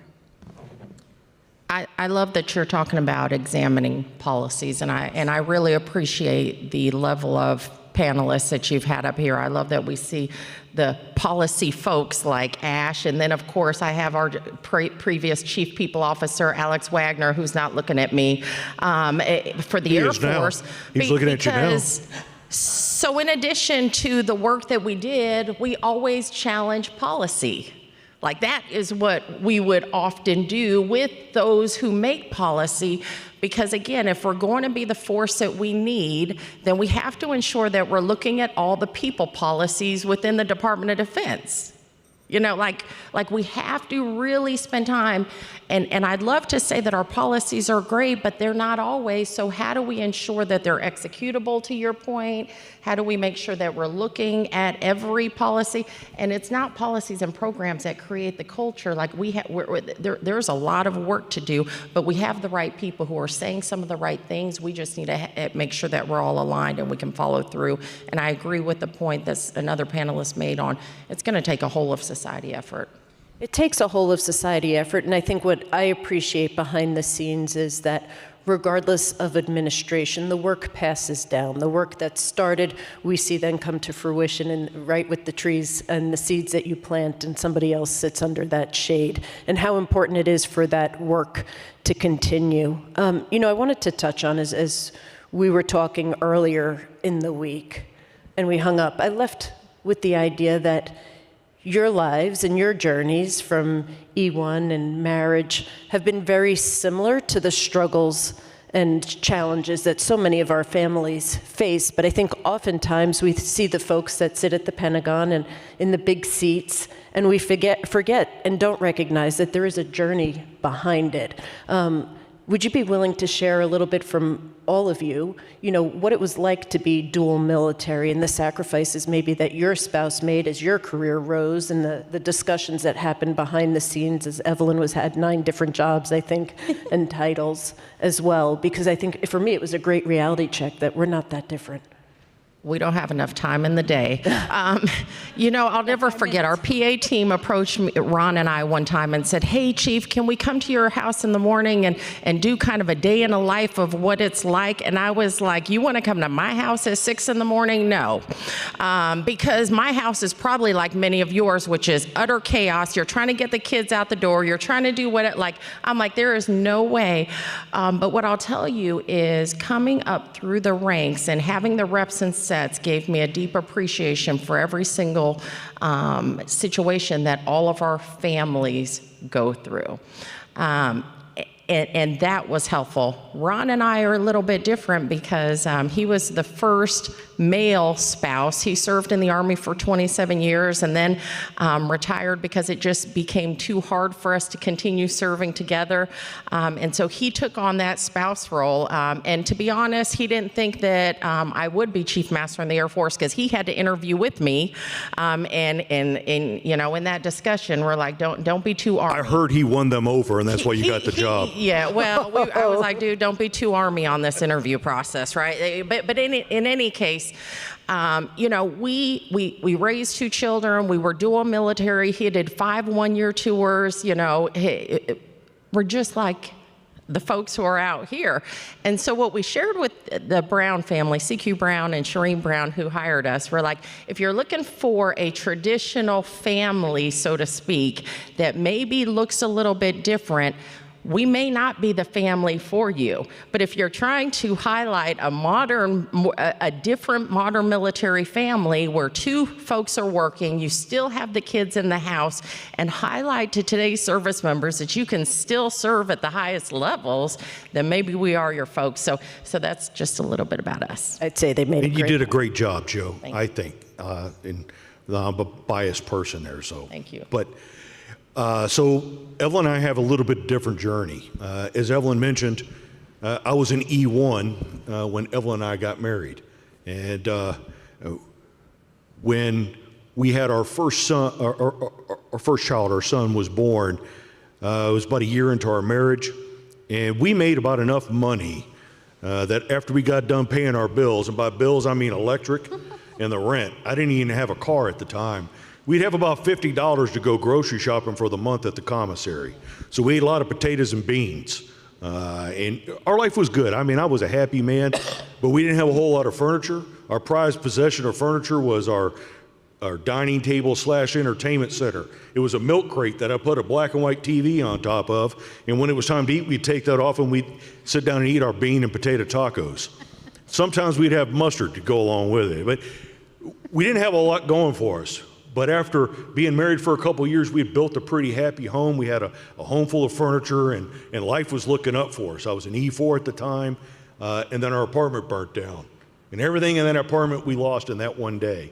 And then the next day on the way back to the apartment to see what we could salvage, as Evelyn mentioned, we were rear-ended by an uninsured motorist, and then we lost our car. So in 2 days, we lost everything that we owned, and I have absolutely no idea why Evelyn stuck with me, because I was a complete failure as a husband and a father at that moment. But she did. She believed in me before I had given her good reason to. And from that, we built a very successful life and career together, and a great family together. And over that rest of those 38 years in the Navy, and to be able to retire, in an ultimate position as the Master Chief of the Navy with that level of responsibility to the service members and their families, was just a full circle of a moment for me. And then to be able to graduate from being the Master Chief of the Navy and to be offered a position with USAA, with Juan as our CEO, and then you heard from Jenna earlier, our Senior Vice President for Corporate Impact, and then my boss, Johnny Richardson, he's the Senior Vice President for Policy and Alliances. We're the two arms of Honor Through Action. I work in the advocacy arm, and I could not have found a better job to be a natural extension of those 38 years of service, looking after our sailors and families. Recently, the USAA Education Foundation released a financial report on the state of finances of our military personnel, and they have found that today, by and large, we're being compensated fairly well. Fairly well, especially in comparison with our civilian counterparts. Much different than what it was like when Ella and I were eating bean and potato tacos. We come a long way. But what we also recognize in that report is that there's incredible amounts of friction in that space, in places like PCS, military spouse employment, and how necessary it is to have dual incomes in a household today compared to what it was 37 years ago. So there's still work to do to continue to improve upon that family readiness, continue to improve upon that military readiness. And I'm thankful that although I'm retired, I continue to be part of that. And it's great to be in the room with so many friends that I've known for so many years, that we're going to continue to partner on this and continue to make this better. And eventually that tree will grow and provide enough shade for a lot more people. Thank you. Well, I know that there's not much time left, but one of the things that I like to point out for corporate America is that if you get military spouses in there, we do get in there, we do work hard. I remember I was explaining what we could do for one of the organizations I had started working for about 8 years ago, and the person on the other line, on the other side of the phone said, "Who are you? Where have you been?" And I'm like, "I've lived my life." I've lived my military spouse life. I've learned these things as we've moved. And we are very creative and resourceful, but corporations really do need to understand how our life cycle goes, and that we are valuable and we can continue to work and have, remote jobs and things like that will help your corporation grow with the ideas that they could bring from moving all over the world, taking on challenges that regular employees would never imagine having to take on. And I think that when a corporation does that, like T-Mobile, I think it truly benefits them, but it gives so much back to that military spouse. And so I challenge you to look at your corporation and see how you can do that. Thank you. Can I tie something back into kind of, why the senior enlisted leaders, and I think it might have been Mona who said this from Comcast about the inflection point. And as we think about this, right, like we're at an inflection point where American companies have to really understand the talent that we have across America today, figuring out their people policies, figuring out how to have the best talent. We're not just an inflection point from a spouse employment piece, we're at an inflection point within our military. Like, we are busy today and we are expending a lot of stuff today that I have to sit back and make sure, are we going to be good for tomorrow? So our military is at an inflection point. Our nation is at an inflection point. You all know that as we watch everything that's happening. So we are absolutely at an inflection point, and we can't be here in the same position in 5 years from now or 10 years from now. It is going to take a lot of work to really get after this. And when I think about military spouses, and then I'm done, it really is, you are the strategic advantage. Our military community, veteran community, our spouses and our kiddos are the strategic advantage to America. Nobody builds resilience, communication, crisis management, talent the way we do, and so never undersell yourself. Thank you so much. I know we are at time, but what a privilege. One more thing, Liz. Am I going to tell Chief no? We went too long, but there was something that I wanted to make sure that we focus on at the very end, and it was, how are we going to make this better? What are we going to do to continue this? And Joe's point about what's going on in the military today reminded me of something. So 10 years ago, this didn't exist. It stood up 10 years ago. 10 years ago today, I was the 5th Fleet Command Master Chief for deployed naval forces in Bahrain. That is where we have a lot of action going on today.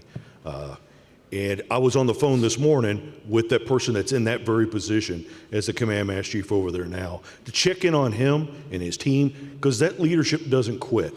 I still show up for those people that matter to me, and I want to make sure that I do that.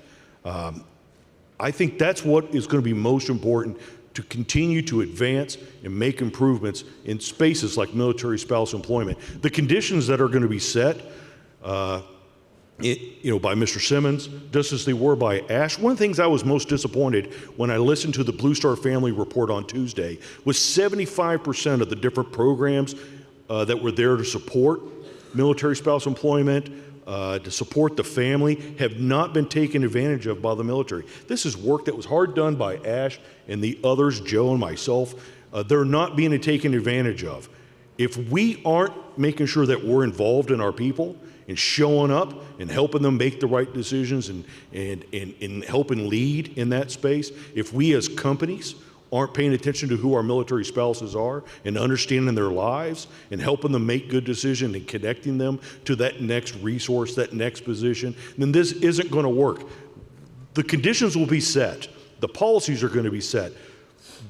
I have seen great leaders overcome bad policy. I've also seen bad leaders screw up really good policy. We need to be good leaders and good caretakers of one another and of our people. And then this policy and these conditions that are set are going to just skyrocket, no doubt. Good leaders, good policy, taking care of each other. That's what we have to do every day in America. I want to thank each of you for joining us. Joe, I want to thank you for being an HOH ambassador powered by Comcast, for always showing up, for sharing transparently and making our lives better. Thank you.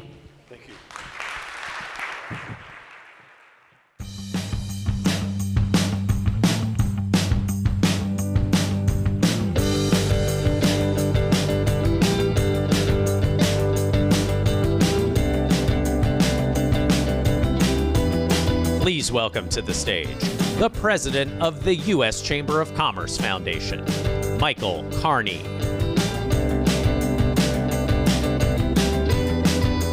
Hello, welcome again to the U.S. Chamber of Commerce. This is one of the coolest events of the year. I was saying in the back, I never have to worry about all-male panels at this event, which is one of the banes of my existence. But that tells me we have a different problem. We need more women in the armed services as well. So I'm going to skip the part where I tell you that what Hiring Our Heroes is. Everyone knows that, right? You funded it, you participate in its programs. Some of you have been coming to this summit for years. So let's talk about something more interesting. Why, after a decade of good work by good people, the unemployment rate for military spouses is still roughly 4 times the national average. That number should bother us. It bothers me. But first, I'd like to ask everyone to stand up. Introduce yourself to someone near you because we don't do enough of this. People come to events like this to meet people, and then we leave it to chance.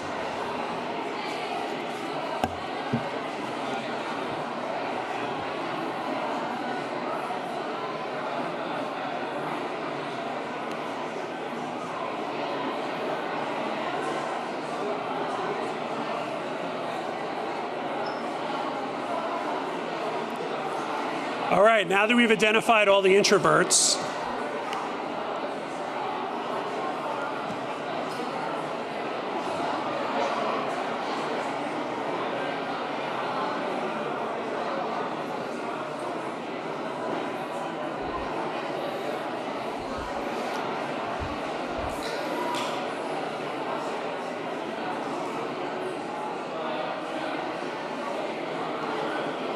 all right.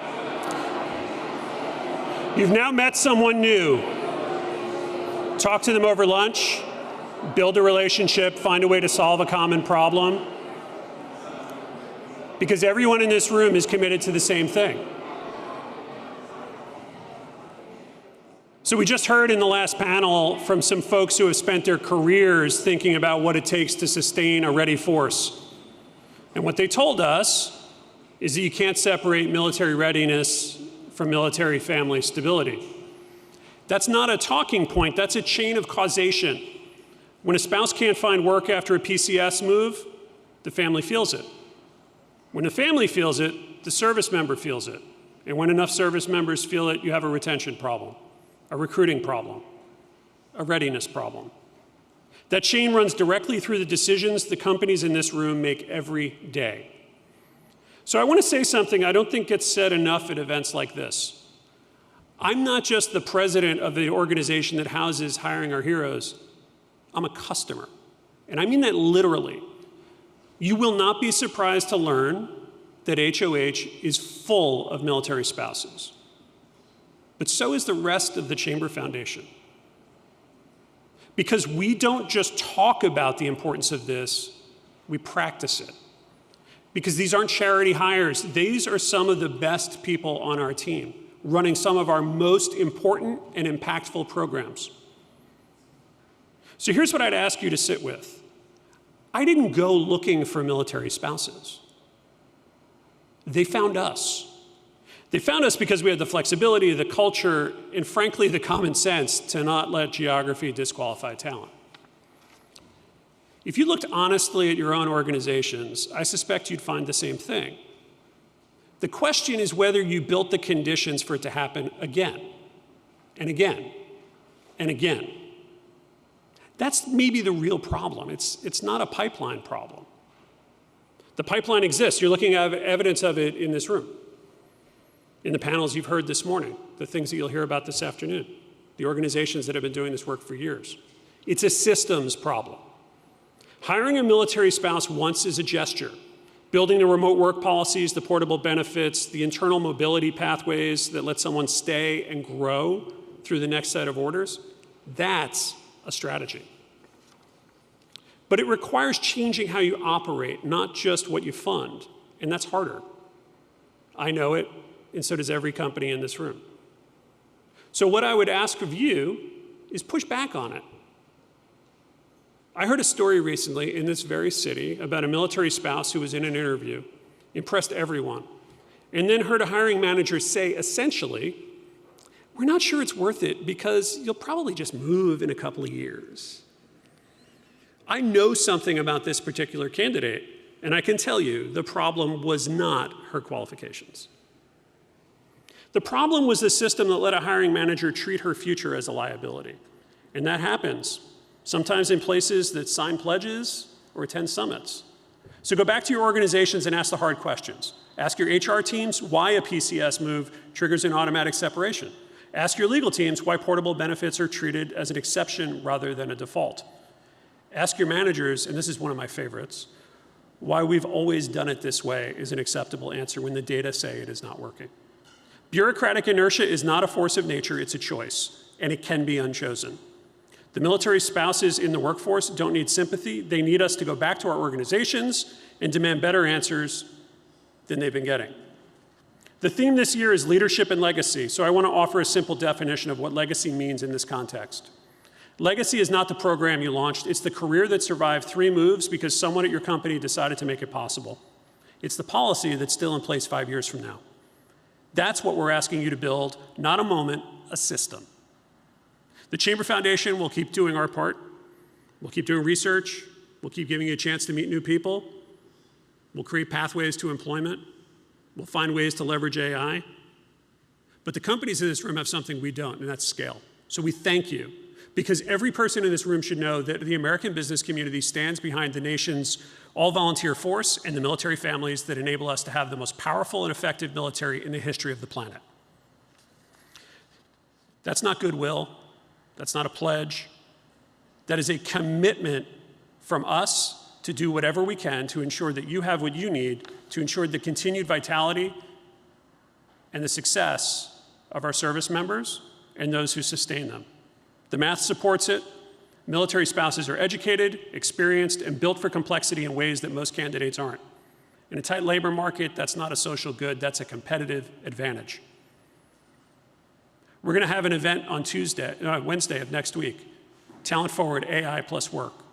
I would encourage any of you who are interested in understanding what's coming, what's happening, where the opportunities are, to attend that event. It costs money, so don't tell anyone, but if you put USCCF in there as a code, it won't cost you anything. Don't tell the team that, though, especially our accountants. 10 years in, we've proven that this matters. The question is, can we make it last? Thank you for being here. Please enjoy your lunch, and stay in touch with the person you just met. Have a good day. We will now break for lunch.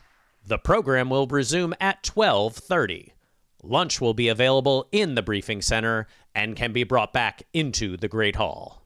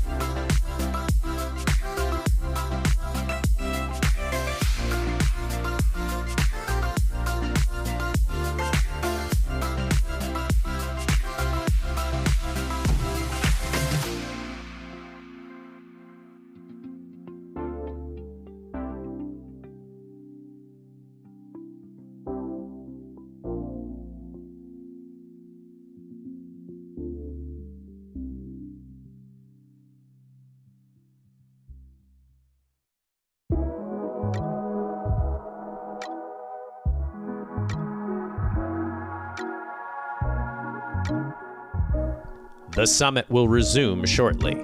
Please retake your seats.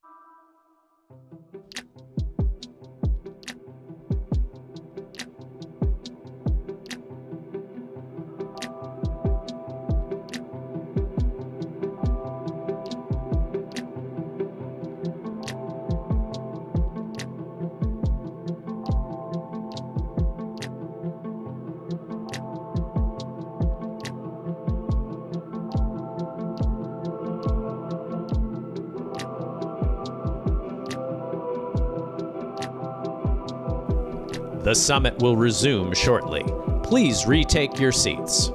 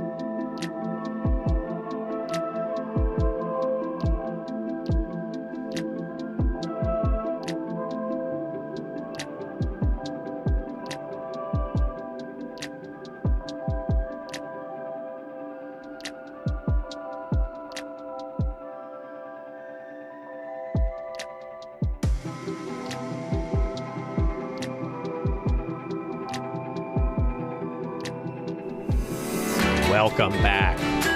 Our next panel, Childcare as Critical Infrastructure for Military Family Readiness, is presented by Amazon.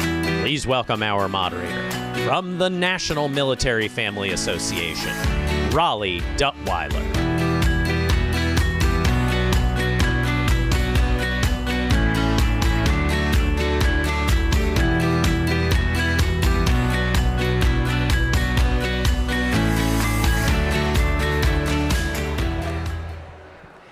Hey guys, I think that you should be eating and chatting, but we are also going to talk about childcare at the same time, and I am so glad to be doing so because I have 3 kids. They are currently 10, 11, and 12, which does not put us outside of childcare needs. Like, we're still deep in the childcare thing, but I will tell you, I did not know how hard childcare was gonna be.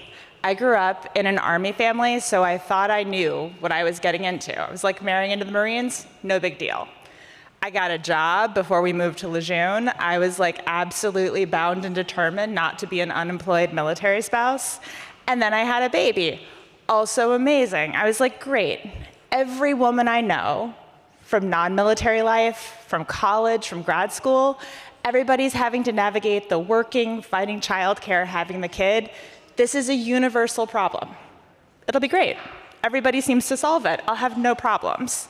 Imagine my surprise when I was holding a 6-week-old, trying to get back to work, ironically, writing about military spouse employment for military.com, and I couldn't find anything. We were on 1,000 wait lists to get my kid into a daycare center, into some sort of early childcare something.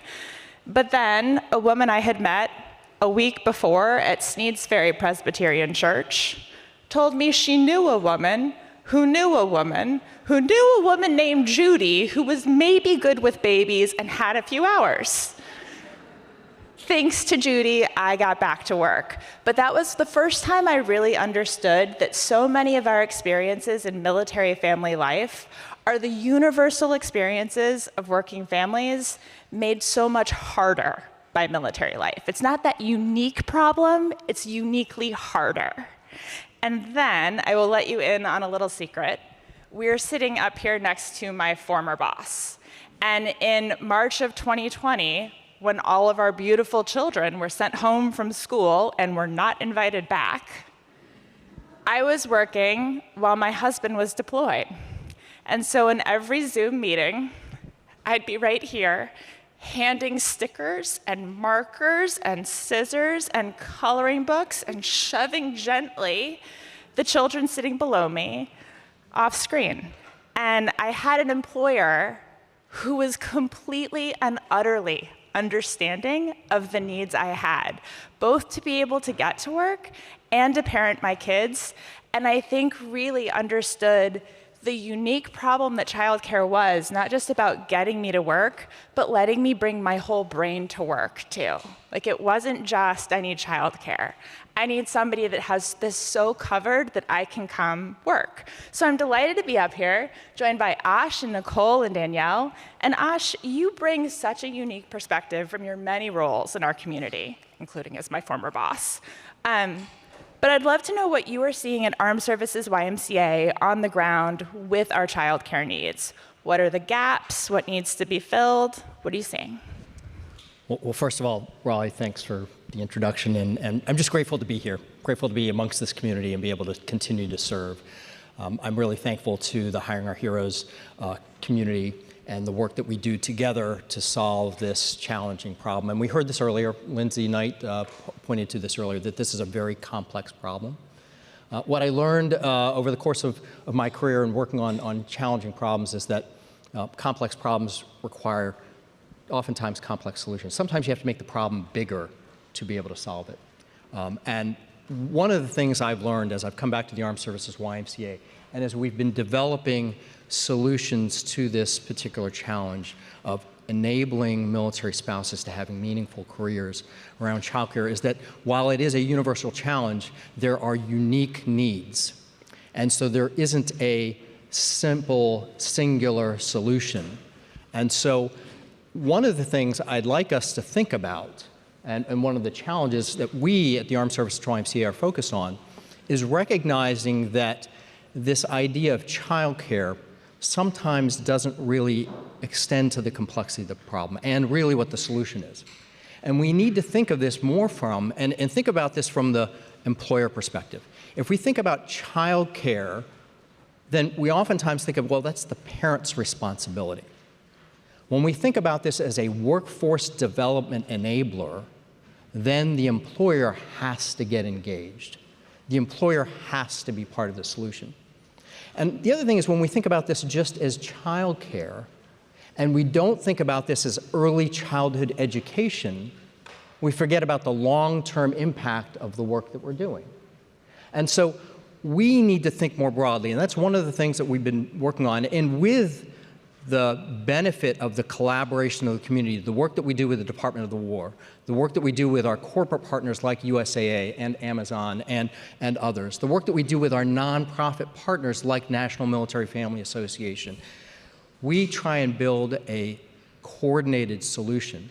And I'll give you an example of that. So we are one of the, I'll call ourselves an execution partner in this, in trying to solve the problem. And as a child care provider, as an early childhood education provider, what we also understand is we have a workforce development challenge as well. So we have to go to solution providers like Hiring Our Heroes, like the Military Spouse Employment Program, to make sure that we are tapping into talent, and that we're tapping into talent way back up the pipeline. We have to think about how do we change, and sometimes you may have heard this term about professionalizing the field.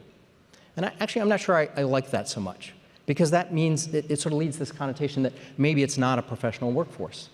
It is a professional workforce. We really need to focus on changing the perception from childcare, or what people might think is just babysitting, to early childhood education. And so that means finding talent, people who are really interested, committed to early childhood education, those children from 6 weeks to 5 years until they go to school.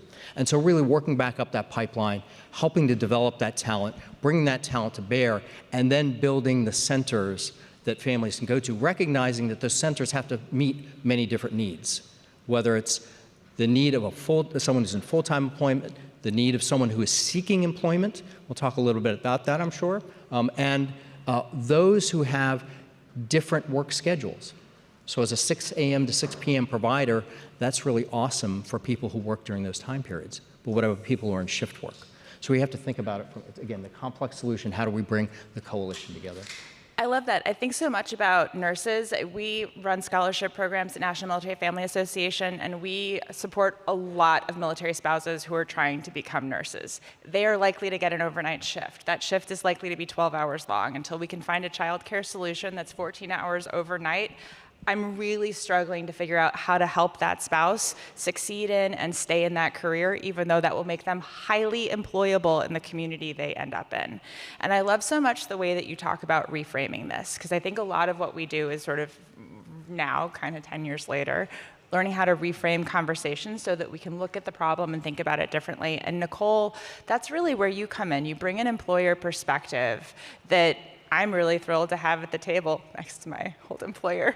But I really think that you're seeing so much. Talk to me about what you see in recruitment, retention, keeping people employed. As an employer, how are you thinking about childcare and the people who work for you?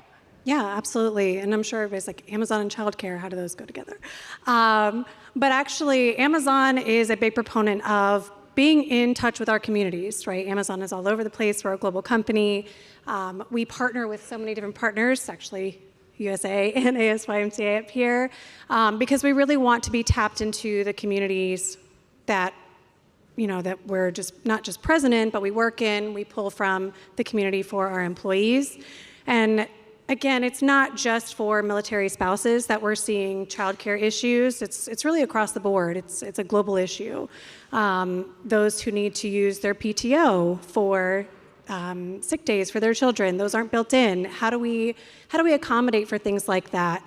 I know specifically for us, we have a flexible work policy for military spouses, which, yes, it's wonderful. Myself, I'm a military spouse with 2 young children, so obviously I utilize that because we're based out of Norfolk. And so it's been a huge asset for corporate employees, but where can we do better? And you had mentioned earlier, obviously, shift work, right? Amazon operates on so many capacities and different shifts, and globally, how do we really support that, and what does that look like?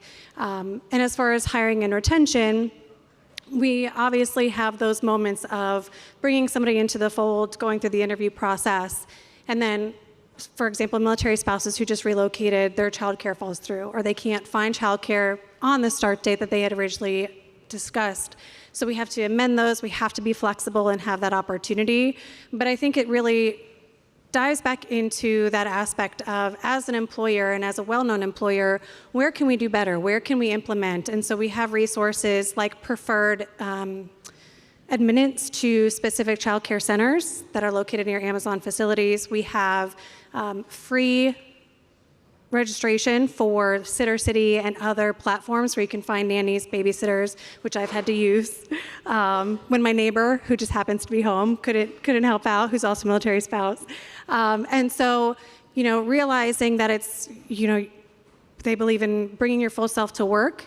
I'm a parent, I'm a working mom, I'm a military spouse. What does that mean? What resources do I need, and what can we pull from? So we're really focusing on a lot of those resources. Where can we expand, and where can we really bring them all for everyone, not just military spouses, although that's my remit, and I'm really focused on that and driven in that. But really, how do we open that avenue to focus on this group, what's going to benefit them, to benefit all? Nicole, from the work that you're doing, and I have so many questions. I can't answer, we can't do all of them. But one, I kind of want to understand how you're developing those solutions. Are you bringing the military spouse into that conversation? How are you thinking about that? And then two, for the solutions that you're finding that really are sustainable at keeping military spouses in particular employed and in the workforce, what are things that other employers could learn from what you're doing? Yeah, so we do a lot of surveys. Everyone loves surveys. So we survey our employees, we survey our candidates. We ask them those questions, and we often have, I actually last year hosted a global summit of our own, where military spouses could come and talk to us about their needs, what they're looking for. They talked about, career aspirations, and a lot of them, I would say about 70%, said, I'd love to grow my career, but I'm just scared to take that next step because I need to be home for my children, especially if my spouse is deploying, or if, their duty days and all of the fun stuff that comes with military life. And so we really try to tap into, again, communities and networks, but also using our partners and the information, the data they collect, and utilizing their surveys, like MFAN does a survey. So we get a lot of that data and feedback, and then we also use our internal feedback to garner those opportunities for where we can improve. I think that improvement is all the theme, right? That's what we're trying to do across the board. And Danielle, I'd love to hear from you in particular. With Honor Through Action, USAA is really demonstrating this, aptly named, action-forward approach to aligning corporate sponsorship and nonprofits and communities to help us work through and solve solutions in that military spouse employment ecosystem. What is driving your work in childcare? What's bringing you to the table here, and what are you most excited about? Yeah, thanks, Raleigh, and thanks to everybody who's here today.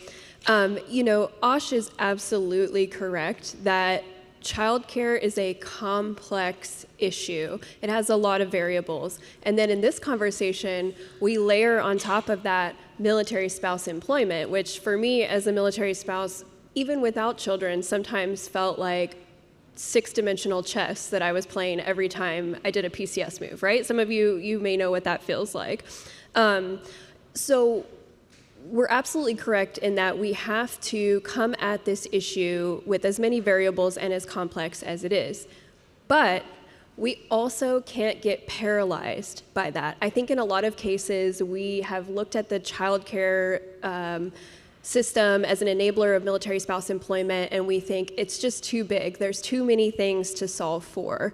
But the way that we're approaching the work is saying, yes, there's a lot we have to solve for, but also we can make progress if we identify a specific need or gap and really target a solution to that, prove out concepts that work, and then build from there.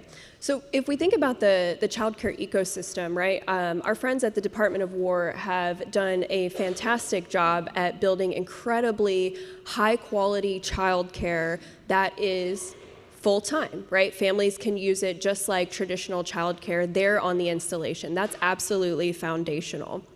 But what we find is that, military life is very dynamic. I don't have to tell anybody here in this room that. And sometimes that traditional childcare model just has friction with how dynamic military life can be. And so that's why we were so excited to pursue this Honor Through Action initiative that Jenna talked about this morning with Mission Watch, in full partnership with the Armed Services YMCA, who's seeing those gaps, who's building upon the foundation that the government has provided, right, to be a direct service provider, providing more flexible and, specialized options in those installation communities, and working with Amazon, where Amazon and USAA are deploying capital and resources to hold those slots open for the 2-hour blocks, so that that military spouse can say yes to that job interview, and so that Armed Services YMCA has all of the supplies and the support that they need to welcome the many, many children who will be taking advantage of that. And so I think, that's a small intervention if you think about a 2-hour block of childcare, but we know that it's going to have a transformative effect, because childcare, particularly in transition, is the #1 reason military spouses tell us that they are just not participating in the workforce. So we talk a lot about unemployment. There's a lot of folks who don't even have the support before they get started, and they stop there. And that's what we're trying to prevent. So I think the work that we've done together really demonstrates how each sector is leaning into what they do best. And we're approaching scalability not in a way that's we have to fix everything at once, but it's a way that we are identifying a real gap. We are bringing the right voices to the table, the people on this panel, and we're complementing what already exists in the infrastructure and integrating with it as well. I love that so much. And also, we had 5 minutes shaved off our panel, and I just want to tell you guys how incredibly well we have done staying on time. So we have time for a lightning round. Okay, if we had I'm going to give each of you no more than 60 seconds to respond. It's going to be fast. Okay, so here. If we have one single systems level shift that has to happen next, what would it be? And we can talk about investment or policy or employer action. Pick your lane, any lane. But if we leave this room today with one thing that changes, what should it be? Starting with me? Yeah, you can go first. Okay. I mean, unless somebody else wants. No, I have a strong opinion about this, Raleigh. I'm sure you're shocked by that. So I think that for all of us in this room who have been steeped in this issue, we have spent and do spend a lot of time preparing military spouses for those employment opportunities. I would like to see us at this inflection point that we are in spend just as much time and effort and brain power and capital and policy conversations making sure that they can participate in the first place. I also have a lot of thoughts, but my quick response to that would be twofold. One, again, I think there needs to be, and we've talked about community, but I think there needs to be a drawback to a community. That's #1, and how we do that, again, is I think we do it really well as far as partnering together, but how do we scale that out into our communities locally and get the information and the resources out there? And then also, I'm a big proponent of recognizing that what started, back in the 20s and 30s with a 5-day, 40-hour work week might not work for families anymore, and especially for military families that might need to look different because schedules look different. And so being that niche, scheduled 9 to 5 might not be what's right anymore and maybe reevaluated. As I think about early childhood education as a workforce development enabler, none of that can happen without a workforce that's interested in early childhood education. So we have to go back to that fundamental. How do we find the people? How do we let people know there is a profession in education for these very young children that in the long term, if we think about this as a readiness and a national security issue, is how do we ensure that we have people who want to go into that field and use that and see that field as a profession that they can commit to. And so if we can think about that from a policy and investment perspective, it's a people business, particularly when when parents are thinking about their most valued possession, their child. We have to have the people who are providing the right level of care and quality and love to ensure that that parent says, I'm ready to leave my most precious resource to go to make sure I can provide for my family. I love this so much. I'm going to take the last 7 seconds to put an exclamation point on that, because nursing as a profession is 100 years old. Before that, it was women doing women's work. Taking care of our children, childcare as a profession should be much older than that, and yet here we are. And a thing that all of us can do in this process to professionalize this workforce, to really highlight how important this work is to leave here reframing it ourselves. I left the Buffett Early Childhood Institute at the University of Nebraska after a several-day data camp, and I opened TikTok while I was waiting at the airport. And I opened to a page where a military spouse was talking about how she couldn't find work, except she guesses she has to take a job at that daycare on base. Inside that daycare on base are our next generation. And that's in their most fragile, vulnerable, exploratory time, where they have this opportunity to grow, and we have an opportunity to help grow them. It's a lofty profession. It's a thing that we should all aspire to be so lucky to get to do. So as we work through our childcare solutions with our early childhood education professionals, thank you so much for being in partnership to make sure we have the care we need so that our kids are covered, our families are well, and our force can thrive.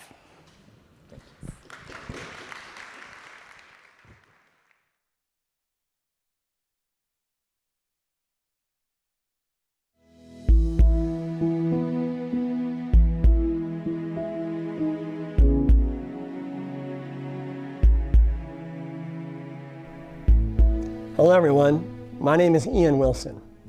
This May, during Military Spouse Appreciation Week, I want to take a moment to recognize and celebrate the incredible military spouses in our Amazon community. Your resilience, adaptability, and dedication inspire me every day. I have not served in the military, nor has my spouse. So you might be asking why I'm speaking today. Well, that's the point.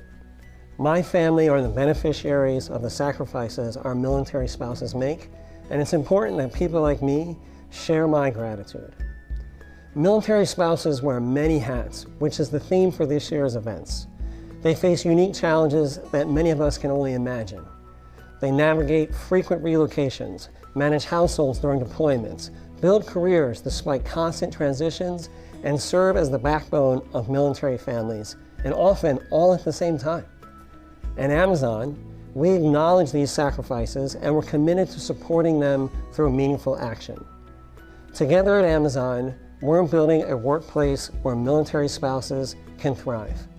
We've established a military spouse program office alongside a voluntary military spouse board to ensure their voices shape our policies and programs. We're implementing many work policies that recognize the realities of military life, allowing career continuity when the military calls for a family to a new duty station.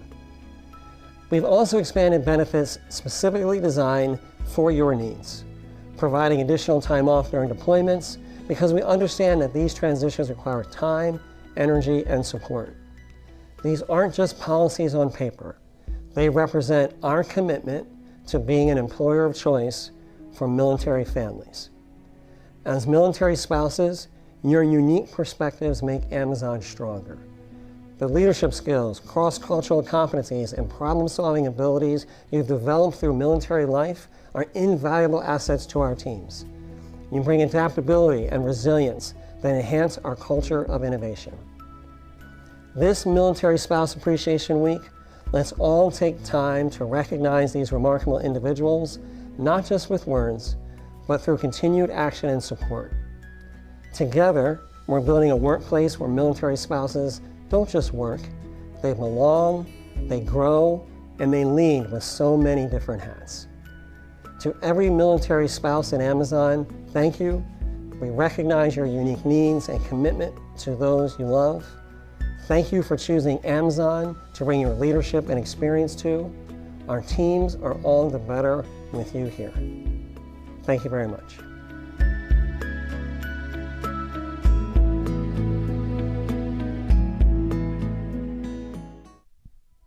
And now, please welcome our panel on designing for mobility, turning military spouse talent into a competitive advantage, presented by Lockheed. Please welcome our moderator, Tiffany Smiley.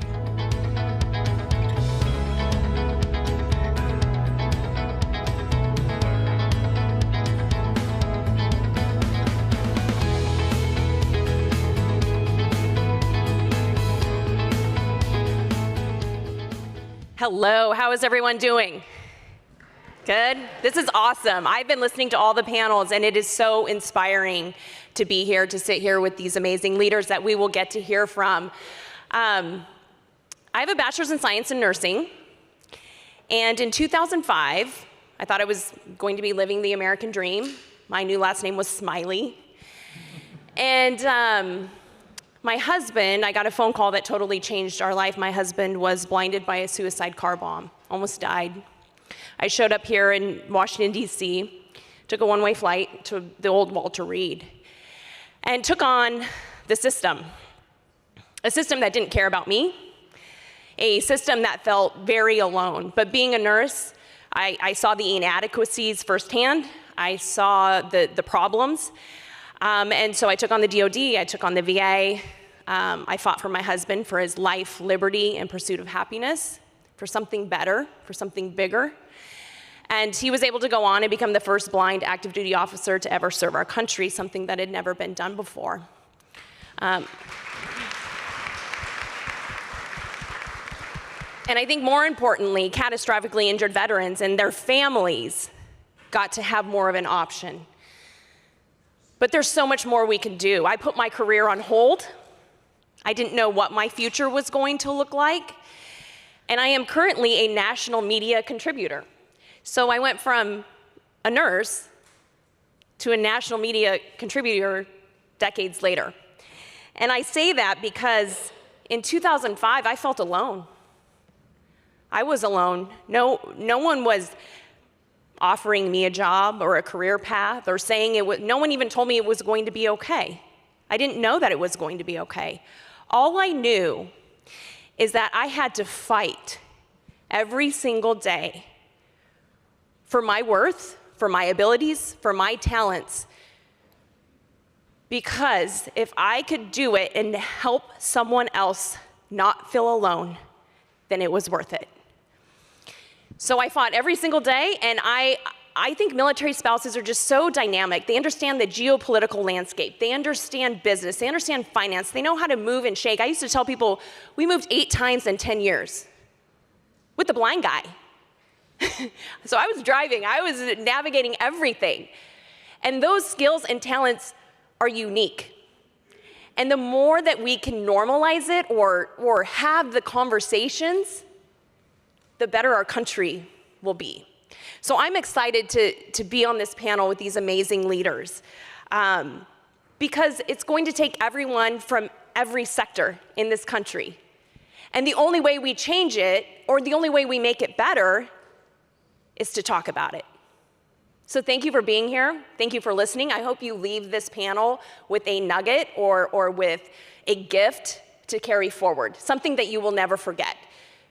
Because all of us in this room can change the trajectory, the future, and we can tackle the challenges that military spouses face. And I know for sure it will be better. I mean, just sitting here with these folks, I know we get to hear from them. So I know it will be better. I am excited to introduce Sarah Honig. She will share a little bit about herself, but I want to ask you, Sarah, just from a systems and a consulting perspective, where do traditional talent models break down? Most for mobile populations, moving 8 times in 10 years. I know that many military spouses have moved much more often than that, which is just crazy, or around the world, globally. They live all over the world. What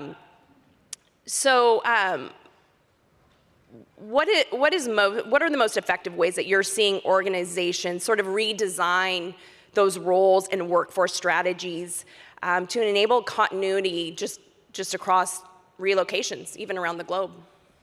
Yeah, thank you for the question. It's a really important one. And I have the privilege of being up here speaking in my experience as a human capital consultant for Deloitte. So, the first answer to your question, I think, is related to workforce transformation and how employers think about jobs and job roles, right? So gratefully, we're seeing some major moves away from traditional location and job-based hiring and more towards a skills-based approach. And that's exceptionally powerful for the military spouse population, of course, because when you focus on capability and skills and drive and leadership potential, you put those things at the forefront, then you can minimize some of the barriers to entry that unfortunately are common for military spouses. And so what do I mean by that? I mean, location,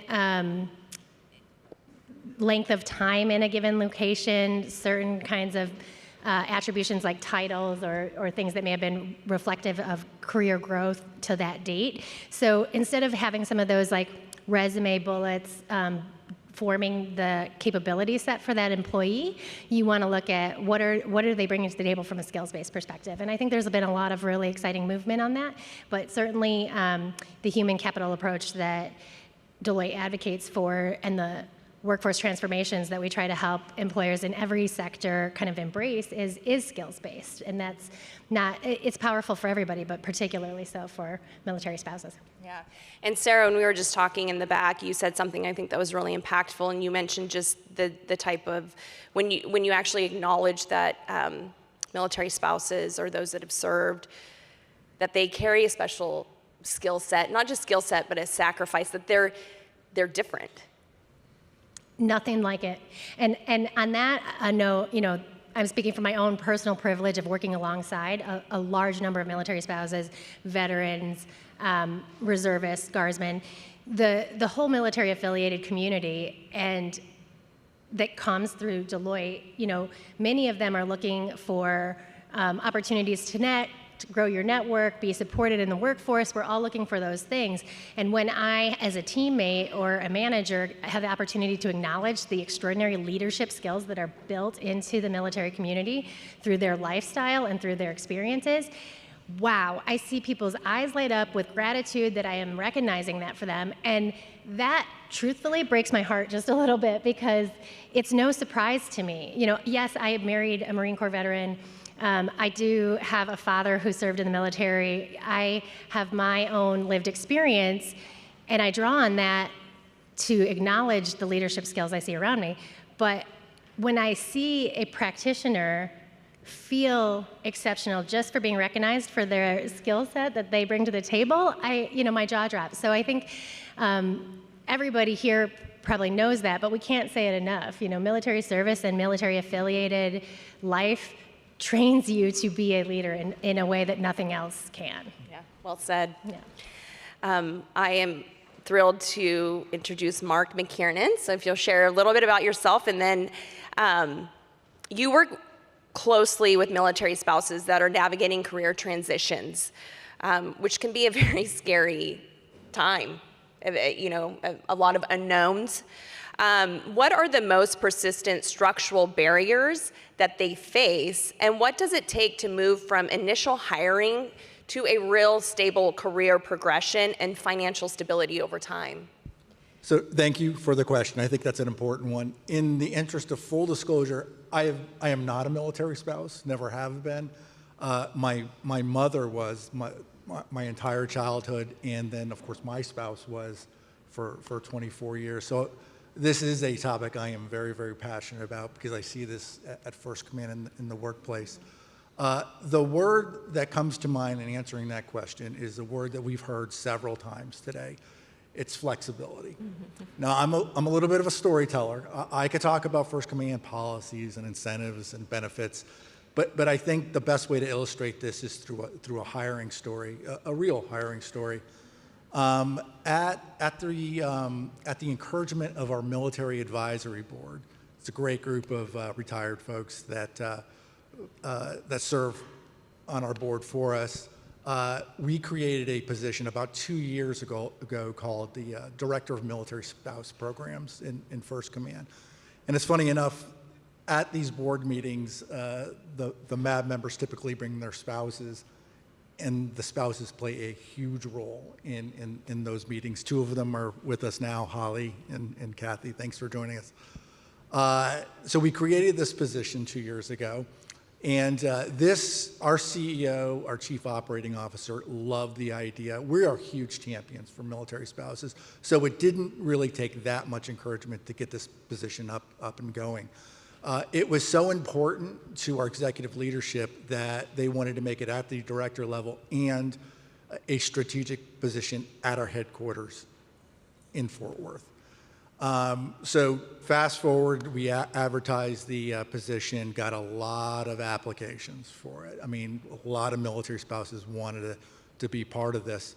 And I don't know if you've ever been a hiring manager and you look through a mountain of resumes and one just really sticks out and you're like, this has got to be it. This is awesome. That happened to me. And on the very top, it said Dr. Kendra Lowe. I was like, yeah, this is great. She's a veteran. She is married to an active duty Air Force officer. She's a PhD. She's written 2 books on Amazon related to military spouse issues. Like, this is, among other things in her resume. So I said, this is fantastic. I'm going to do the screening call with her. And so we got on Teams, set it up for 15 minutes. I knew, I was praying. I said, please let the personality match the resume. Please, please, please. And it did. I knew within the first 2 minutes. I said, this is the right person for the job. But at the 45-minute mark of our 15-minute conversation, I was going over the job description and the requirements, and one of them was to relocate to Fort Worth. And she kind of looked at me and she goes, I'm married to an active duty service member. I can't do that. And I remember, like, the wind totally went out of her sails. I mean, it was in the job description, and I was kind of let down as well. I was like, oh, she's perfect for this job. And as soon as we left the call, I realized that we approached this the wrong way. We just didn't do it right. We had made the aperture so small that this vast talent pool of very qualified people we've excluded by the requirement to move to Fort Worth. So I had the task that I put on myself to go back to the CEO and say, hey, listen, we may have made a mistake. And so I approached this with one of the biggest principles in First Command is we are big advocates for military spouses, portable, meaningful careers. And so that's what I led with, and I argued, hey, this position really ought to be virtual as an option for the right person. And it really didn't take much convincing. They agreed with me almost immediately. And so we opened it up, and eventually we ended up hiring Dr. Kendra Lowe. Many of you know her. She's fantastic. And so that's what I think of when I think of, hey, what are the roadblocks? What are some of the blinders that we have on that we're not thinking about the right way? And our takeaway from that is, hey, is there a way to make some of these corporate office Fort Worth positions, is there an option for military spouses? I understand that we want them here, but can we be a little bit more flexible with that vast talent pool of military spouses? I was really encouraged yesterday, so I got to talk to a lot of other companies who are actually tackling the same issue.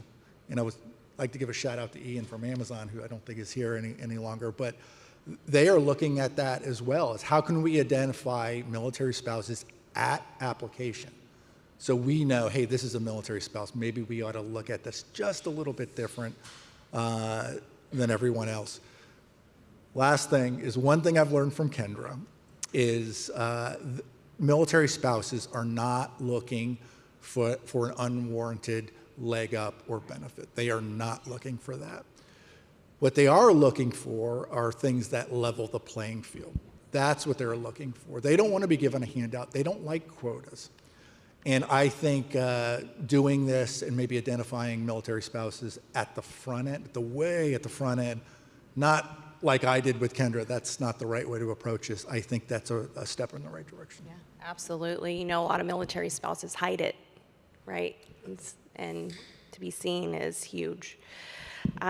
Tiffany Doherty, good to have you here with us. Glad to be here. I have a funny story about Johnson & Johnson. So years and years ago, my husband went and spoke to them in our private capacity, and I had little toddlers at the time, and Johnson & Johnson sent me boxes and boxes of diapers. I'll never forget it. We were living at West Point in the United States Military Academy, and saved my day. Glad to hear so it's that. good to have you here. Tiffany will introduce herself and share a little bit, but we know the healthcare industry faces critical talent shortages, and would love to hear from you just how Johnson & Johnson is thinking about building intentional pipelines for military spouses into healthcare fields. Yeah. And you think of remote medicine, I mean, the opportunities are endless. And what does it take to design pathways that enable entry, credential probability, and long-term advancement despite the mobility issues? Yeah. So I'm Tiffany Doherty, and a lot of you know me, but in case you don't, I have been in this space for quite a long time. I've been at J&J for the last 5 years, though, and I am an Army enlisted veteran myself. I am a Navy brat, though. I went to 11 schools growing up, and I'm a former special operations spouse. So I've lived a few sides of the life myself.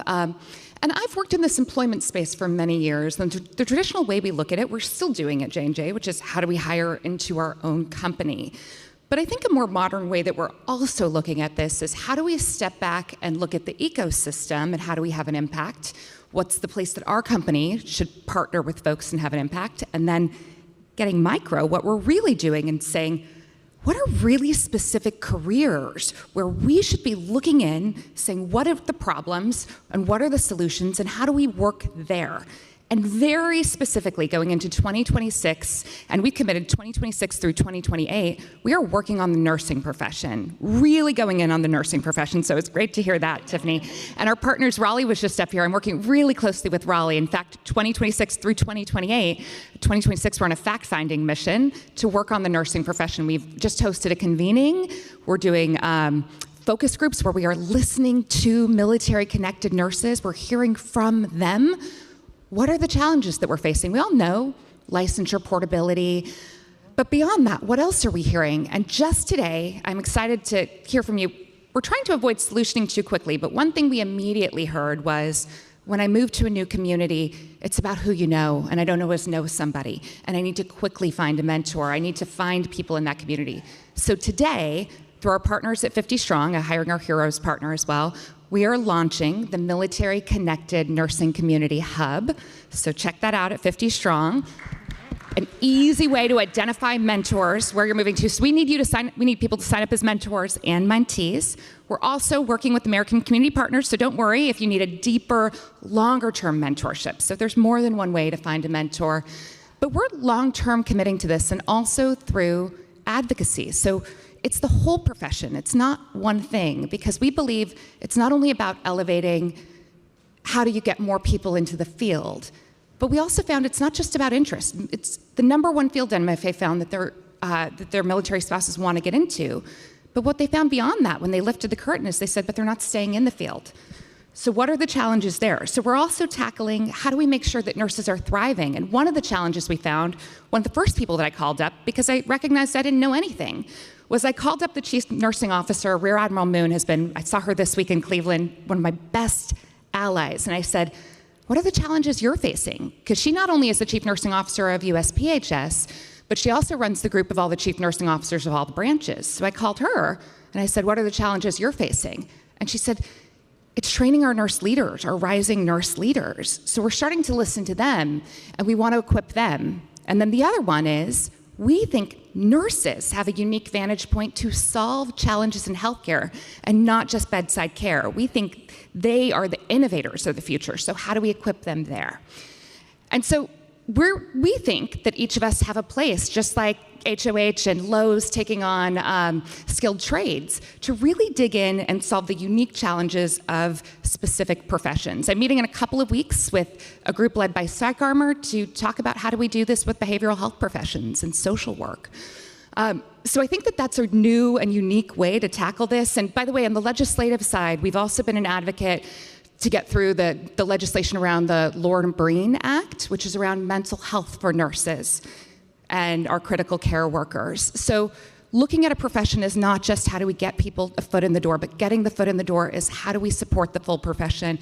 And it's about listening to people that are in the profession. It's not just about the ATS and the interview. Sometimes we're diagnosing just that one piece of the challenge, and we've got to really look at it as a full ecosystem. We've got to take the time.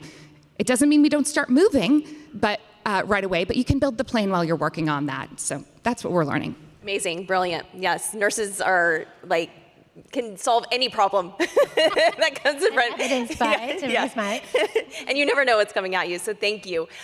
Real quick, I would love to hear from each of you. Just sort of, what is the one thing you want everyone to leave here with, or the one nugget or inspiration that they can take forward into their networks?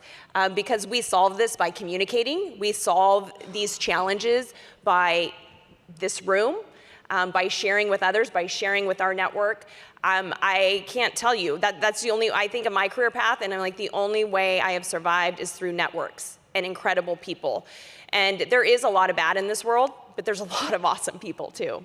And the more we get together and the more we solve these challenging problems, the better the future is going to be. And I have to say, in 2005, I was alone for many, many years. But here in 2026, I am so inspired. I am not alone. And I hope anyone in this room that feels alone knows that they are not, that the future is bright and anything is possible. So let's go down the line and each of you just share a little nugget or a gift that you want everyone to leave here with. Well, I would say, and I think this is supporting of the two stories that we just heard, flexibility has to be built into the model for hiring and retaining and supporting military spouses. It has to be built into the way that the employer thinks about their career progression over time, and it has to give them visibility, connection, and a network that will help them grow. So that's the number one I would think. Flexibility cannot be an afterthought. Okay, real quick. Okay, the shortest story possible. So I was talking with a military spouse that we hired not too long ago, fully virtual position, and I was on the panel. She nailed every question except for one. She was not very good with the answer to this question. And the question was, first command is, it really wants to invest in your future. Where do you see yourself with us in 3 to 5 years? What do you aspire to? And she just blew that question. And then I just found out 2 months ago, she's like, Mark, the reason why I didn't expect that question, because as soon as employers find out that I'm a military spouse, they never ask that question. They assume that I'm gone in 2 years. And so my takeaway for that is that simple question set the stage for the relationship with that employee through her entire career. And she's still with us, and she's doing a great job. But I wanted to share that, like, little things. They don't want a leg up. Yep. They just want to level the playing field. And that question just took her off guard. So I wanted to share that before I left. Okay, so keep sharing what you're working on, talk about what each other are working on, get curious about what each other are working on, and then listen to the people that you're trying to solve for. I think that's how we'll keep growing. Thank you.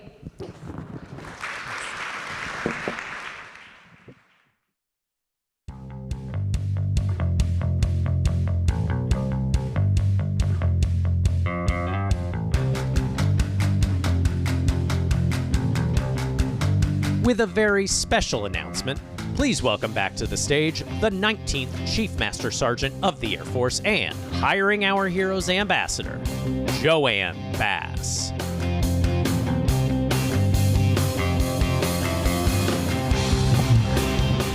Good afternoon. We need to work on that walkout music, by the way. Good afternoon. So for those of y'all who love free, say amen. Okay, well, for those of y'all who love quality and free stuff, say amen. What about if you love quality, free, and online, say amen. And for those of y'all who love education, say amen. Awesome.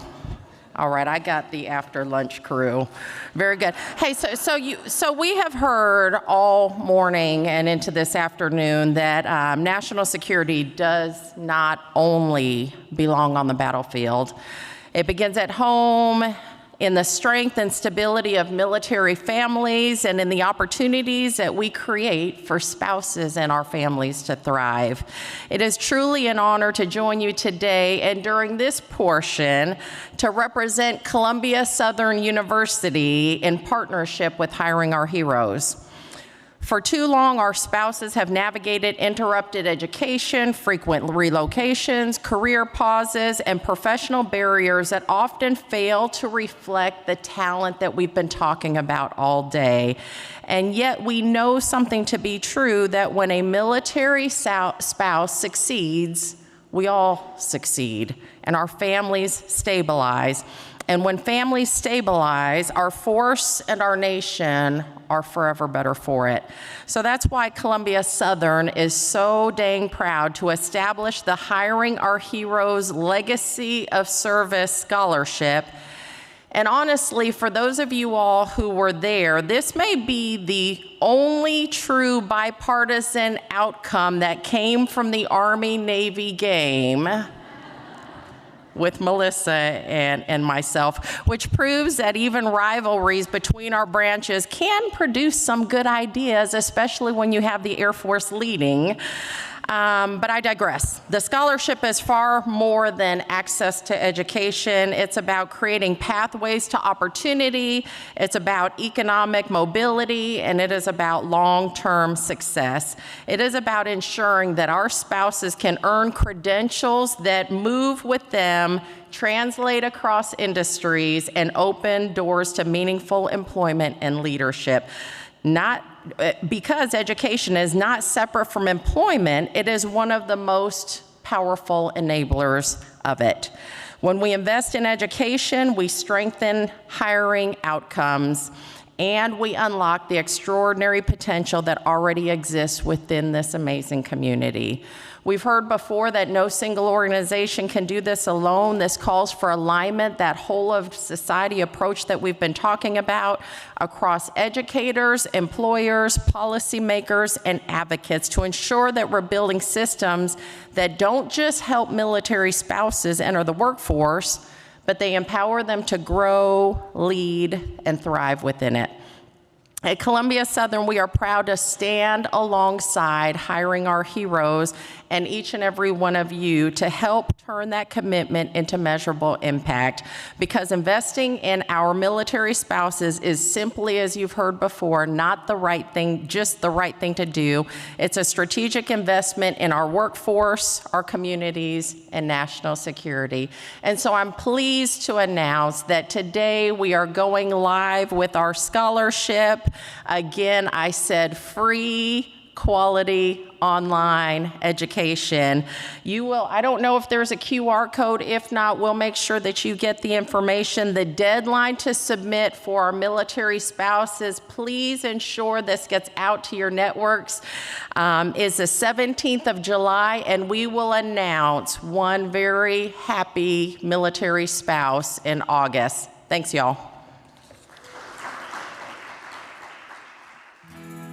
My name is Melissa. I'm a senior MSR at Navy Federal Credit Union in Chesapeake, Virginia. I've been here for 5.5 years. My husband was active duty Coast Guard. He just retired, so it was just shy of 25 years. Having that experience of being a military spouse and knowing what families go through firsthand, I feel like I have a better connection with some of our members because I've been there. As a military spouse, people often have that commonality of if my husband or wife is gone, everything breaks. And it's true. And it's nice to know that if a member is in a situation where their spouse is deployed, we can guide them through things. Members come in, they share stories a lot. Sometimes I feel like it's a therapy session for them. They may not have someone else to talk to, or in that moment they may be experiencing something. It's really cool that they trust us with, not only their finances, but their personal lives too. A lot of times we'll assist members and they may not have the answer that they want right away, but I love to help people find their yes. And now, for the final discussion of the day. What comes next? Building systems that actually work. Presented by Navy Federal Credit Union. Please welcome back our moderator, from Hiring Our Heroes, Melissa Sanderson.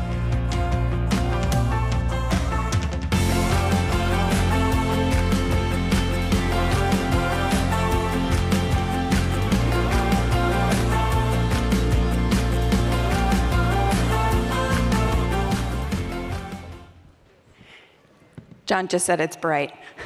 Maybe it's all that you've got a bunch of fanfare out here. Is that what it is? All right. Thank you all. This is our final panel of the day. It's the 7th inning stretch. We have made it. I am joined today by some great friends here. John with Booz Allen, Britt with Navy Fed, Dean with Salesforce, Lacey with T-Mobile. Got it all out. We've heard a lot of great conversation today, focusing on new pathways, activating networks, leadership reality, structural barriers, and employer redesign. And the question now is, what do we do now? What do we do when we leave this building here today? John, I want to start with you. Cross-sector collaboration and what that looks like, right? So Sure. we know in practice, we work very closely with Booz Allen and the Department of War through their fellowship programs to push hiring outcomes. So we know it can be effective, right, when it's used in practice. Tell me, what does effective cross-sector collaboration actually look like in practice from your perspective? And where does it move beyond just the partnership into actual real hiring and career outcomes? Sure. So collaboration, once it moves from just being collaborative and working together to actual integration, with your partners that are owning the outcomes of that partnership. Department of War does a great job of preparing folks to go into these programs, gives a really strong infrastructure to support it as well. HOH, phenomenal job of preparing people to match up to the right companies that have the right mindset, and the companies really having the right fellowships and the right people involved in those partnerships to really execute and own the outcomes. It's not just about having an experience, right?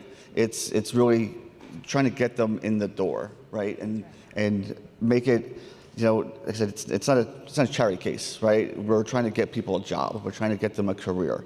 And once we own that outcome, it's really defining their it's very fulfilling to kind of get them through that process and get them to maybe their dream job. And maybe don't get them to their dream job right away, right? But while they're there, they've got a great experience, and we own that.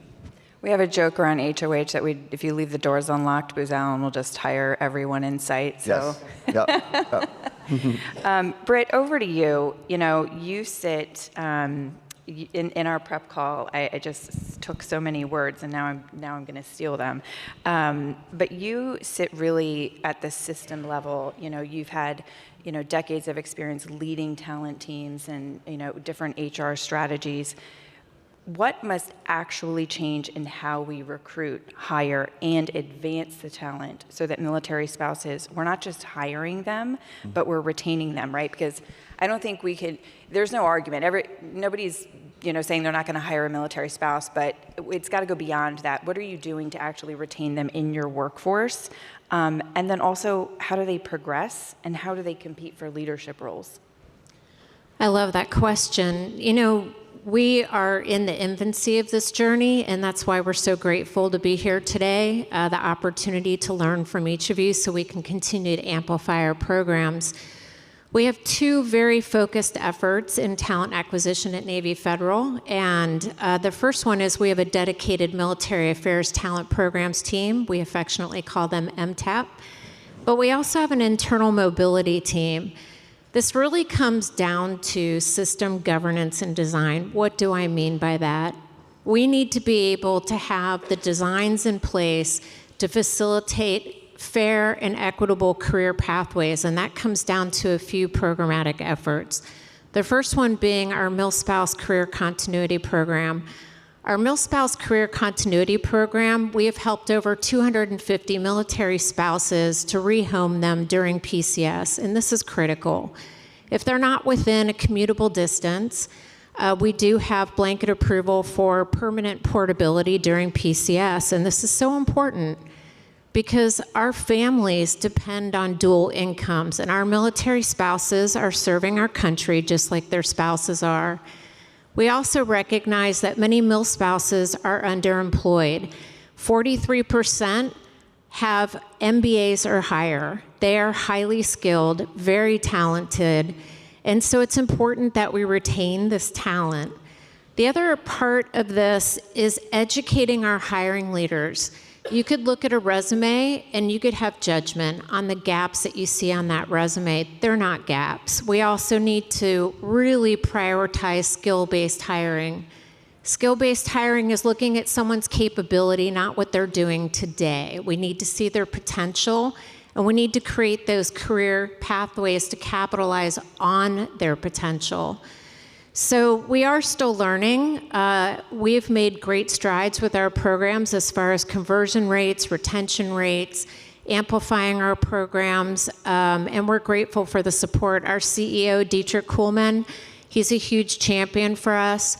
We have over 350 branches, and 43% are military affinity. So we are continuing on this journey of building out effective campaigns, but it does all come down to system design to enable those programmatic efforts. Thank you. And Lacey, I want you to piggyback off here because we talk about this all the time, these critical levers, right? And the retainment and the talent sharing, right? And how are we, being very intentional about how we're doing that? What do you think what lever is the most underestimated?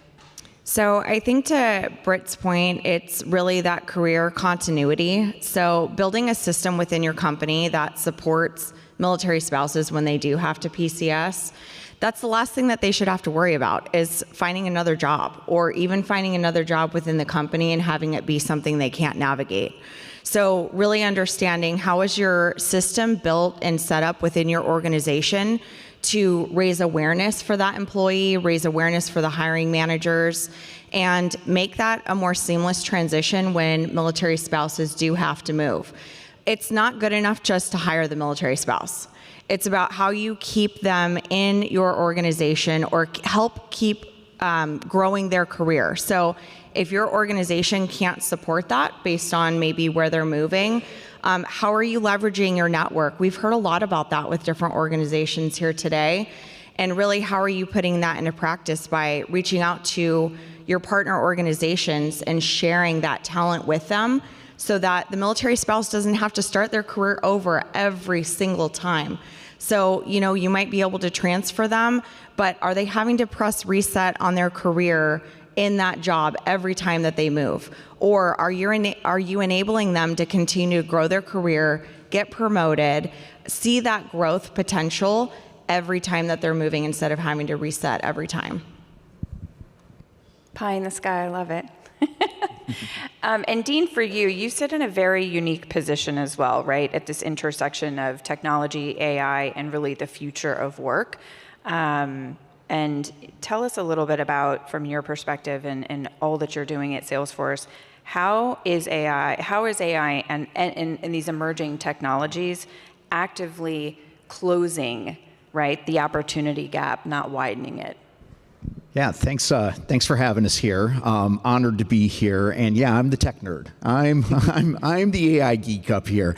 And so Brana was up here, and I think she opened the door in the first panel this morning with Google and everything they're doing. And I'll just piggyback on a lot of the things that she said. The opportunity gap is not about access to AI. For me, it's who gets trained to use it before it gets used on them. That's, I think, a key point. I'm seeing in the world these days, AI is widening the gap when it screens a military spouse out of a particular role because it's looking for those traditional resume signals, right? Where, frequent moves, non-traditional career path. You've been in and out of roles over time, and all of a sudden you're dropped out of contention. Where AI can help close that gap is when AI can screen a resume and look beyond those old resume signals. So they can look at the actual skills, not the chronology. They can look at that potential and not the pedigree on what you would traditionally find in that resume. So for me, much like what Google alluded to this morning, the leverage point is training. It's all about getting us, this community, trained. It's not just matching, it's getting this community now fluent in all things AI, so they're operating with the tech, on the tech, and not getting filtered by that tech. And specifically at Salesforce, we've got this amazing program. Shout out to Tom House sitting over there at table 12. Shout out to Tom. Salesforce Military. We've got 87,000 folks in our community these days. These are veterans, these are military spouses. They have taken this free program. They have been trained on this AI, and it's reshaping their work for free. It is portable. It is transferable. It is a certification. These folks are not waiting for AI to disrupt their jobs. They're building the AI for the future. That's what we're doing. And our military spouses, when they come to our events, that is consistently one of the top 3 industries of interest is technology, right? And it is because of the portability. So thank you. You said something, and everybody's eyes lit up. And look at Britt is like ready to. What did he say that got you so jived up? Because I know everybody has like a piece of AI that we wanted to talk about. Well, we've just embarked on the AI journey, many upskilling programs, but we were so excited because we were optimizing our career site, and Bo is such a fabulous human being, and I always see his op line on LinkedIn, and of course I also was at USAA for 4 years. So we were so excited to have the opportunity to build Opline into our career site. And what's so important about Opline is that it'll translate service experience into corporate vernacular, but you take it one step further and it's got the AI component where it's going to skill match capabilities. We've all heard about the ATS systems, applicant tracking systems, kicking people out for not having the perfect resume. We need to give people the opportunity to upload their resume and have a tool do the work for them so that they have the best chance to get through that door. And so that's why I lit up, because I love what you're doing, and thank you. And by the way, each resume tailored for the job, not just one overarching resume. No. AI can generate right then and there that resume for that job. And this makes a huge difference, especially when we're talking about skills-based, right? And the gaps in military spouses' resumes, right? The non-linear career path. So that is where it really comes into play. Did you want to make a comment on the AI? I know AI right now it's scary. People it's going to turn into an AI panel very quickly. But the part that excites me about AI is like it's going to free people up to do other things, right? I could have so many ideas to do so many different things if I just had more people to do it. And to free them up to do using AI properly, I've got a larger workforce now because of AI. If done right. Yeah. And while you're still talking, I know not everybody was here at our reception last night, but my next question for you was, how are you ensuring, right? You're just such a champion for the fellowship programs, and we're so grateful for that. But how are you ensuring that military spouse fellows, they don't just convert into jobs, that they are finding long-lasting careers with Booz Allen that lead to career progression and leadership, not just lateral moves? And I think back on Jen Zace from last night and her mile-long title, Everybody Needs a Nap After They Read It. But she is a fellow, a SkillBridge fellow alumni, veteran military spouse, and her husband served. So it's, and she found her way to Booz Allen. You were clearly her employer of choice, and now she is basically running the joint according to her title. But share just a little bit, because Jen is not here, about how that happened. Yeah, I think for us, we're very intentional with our fellowship program. We've got to have the right people involved. You've got to have and sometimes with the career managers and the people that are hosting the fellows, like they don't have time to do a lot of this stuff. Like they've got their day job, and like what are we going to do with these folks once they get here?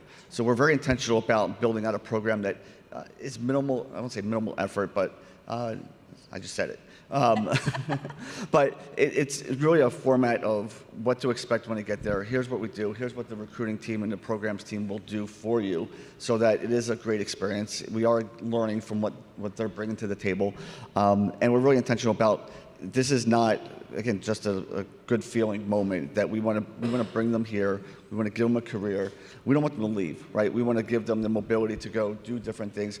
One of the phrases we always say is, it's choose your own adventure, right? And what I came in the door doing is maybe not what I'm going to do in 5 or 10 years, but how do I build those skills while I'm with a company to get where I'm most passionate? And that's kind of where I'm real passionate about, finding out what someone else is passionate about to get them to where they want to go. I am a recovering recruiter. I know you are a recruiter, but that is, and Tom Downs, wherever he is listening, that was always our favorite way to recruit, best athlete model, right?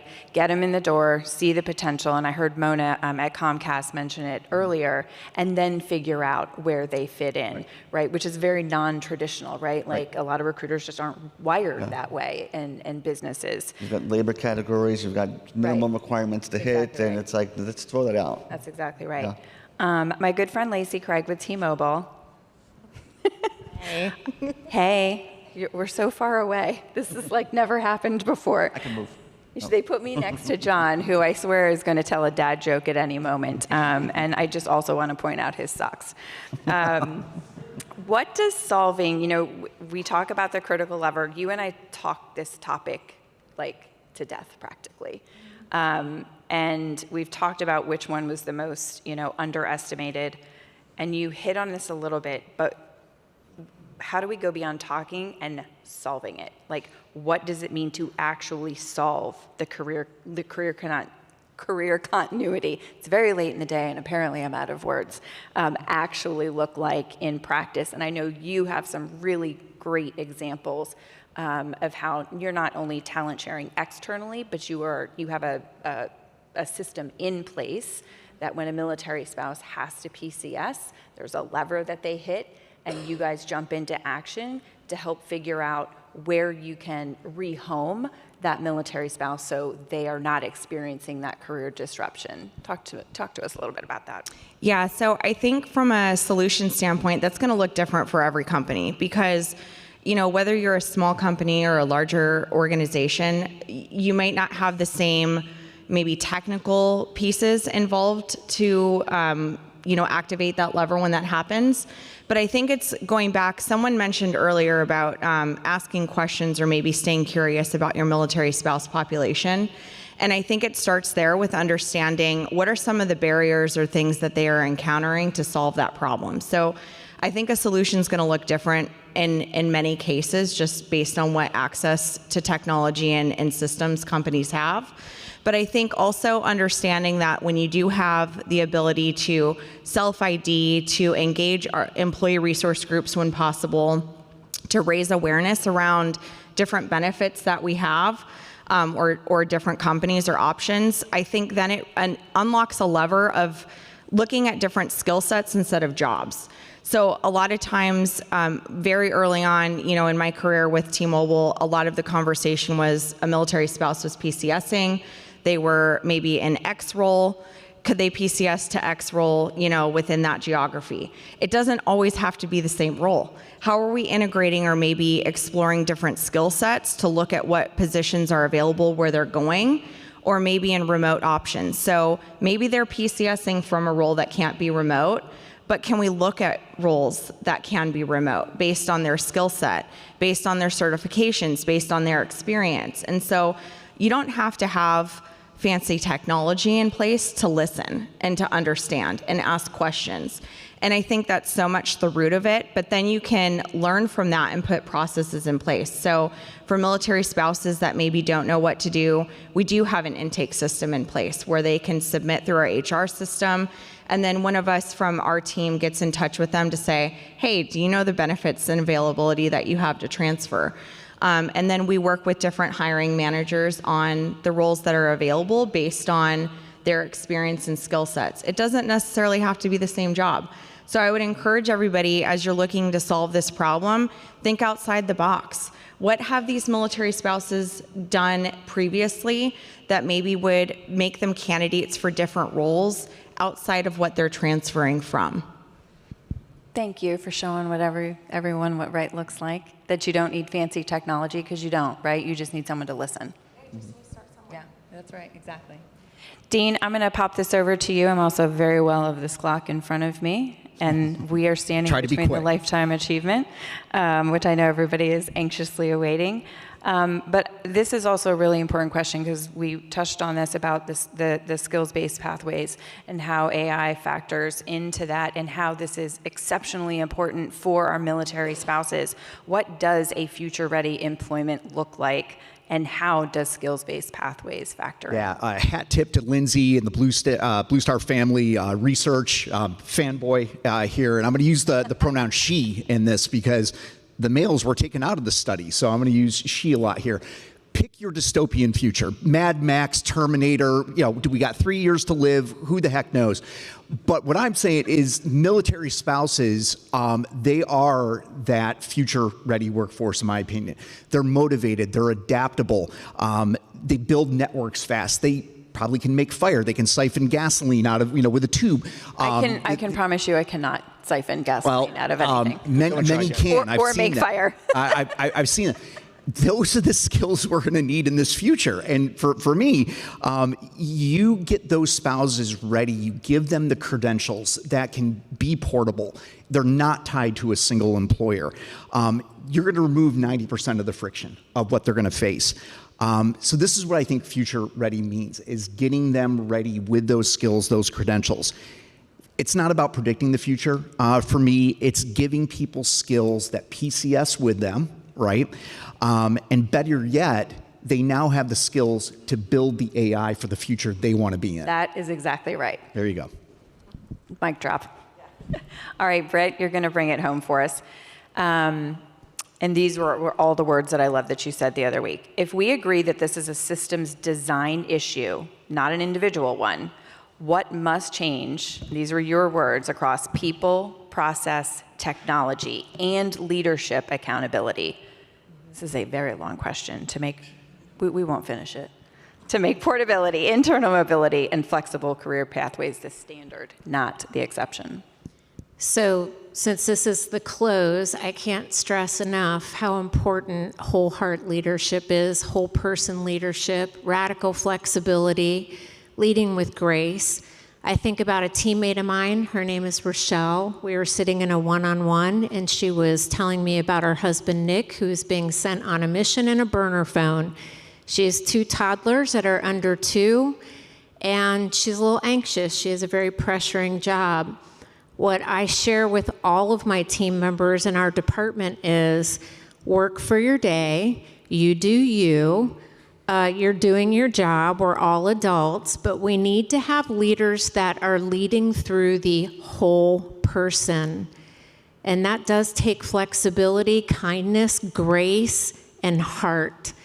And if our leaders aren't leading that way, the days of efficiency leadership are over. We have to lead with heart, grace, and flexibility. And that is how our military spouses will thrive in our corporations. Thank you so very much, all of our panelists. I just highly respect each and every one of you. John, Britt, Dean, Lacey, thank you so much for spending the afternoon with us here today. Round of applause for our panelists.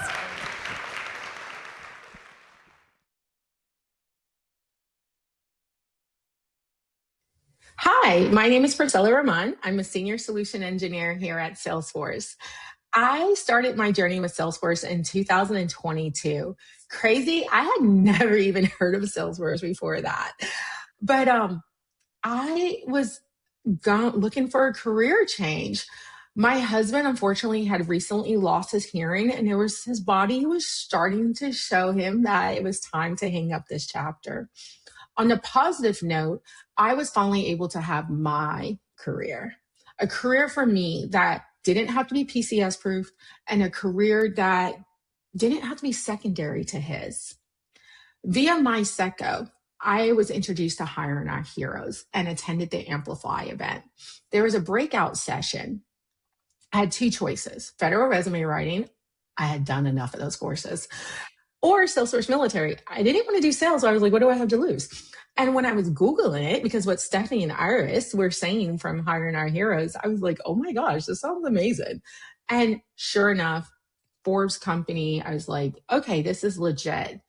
I signed up for Salesforce Military that day, February 25th, 2022. Started Trailhead, and I flew through that. Didn't have a technology background, but the way Trailhead via Salesforce Military did the storytelling and the gamification, it was so easy to learn, and it wasn't additional student debt. So I loved it. On top of it, once I completed that, Salesforce Military offered me a $5,000 voucher to attend their Trailhead Academy admin course. This was wonderful. It really helped put the pieces together. I had an instructor. I can talk this out. It was wonderful. And then that opened the door to where I can apply to the Hiring Our Heroes Salesforce Fellowship. Via that fellowship, I was introduced to corporate America. Coming from defense, I didn't really know anything about the corporate world, but I was able to interact with the Deloitte and the Slalom, etc. And I picked up a fellowship at Higher Echelon. They are now their Salesforce is part of Cherokee Federal, but anyways, via that fellowship, Higher Echelon gave me the opportunity to learn more about the insides and what does that look like for a project. And then our weekly huddles with Hiring Our Heroes. It was an amazing experience, and I earned my first contract. And from there, via Salesforce Military and our wonderful community, I now have 11 certifications. I started at Higher Echelon as that junior entry VA. And then from there, I went to another company as a developer. And now I'm happy to say I've been here at Salesforce for over 2 years as an engineer. It's been absolutely fabulous ride. And really, it was Hiring Our Heroes who introduced Salesforce Military, and Salesforce Military has been an amazing program. I cannot begin to express my gratitude in the doors that's open, but I dreamed of a career like this. I didn't really know what it looked like, but I'm living it now. And thank you so much, Hiring Our Heroes and Salesforce Military, for providing this opportunity for me. And it's my mission to give back and hope others can benefit from these wonderful programs. To present the Bonnie Amos Impact Award for Lifetime Achievement, please welcome back to the stage Eric Eversole, and welcome former First Lady of the U.S. Marine Corps, Mrs. Bonnie Amos.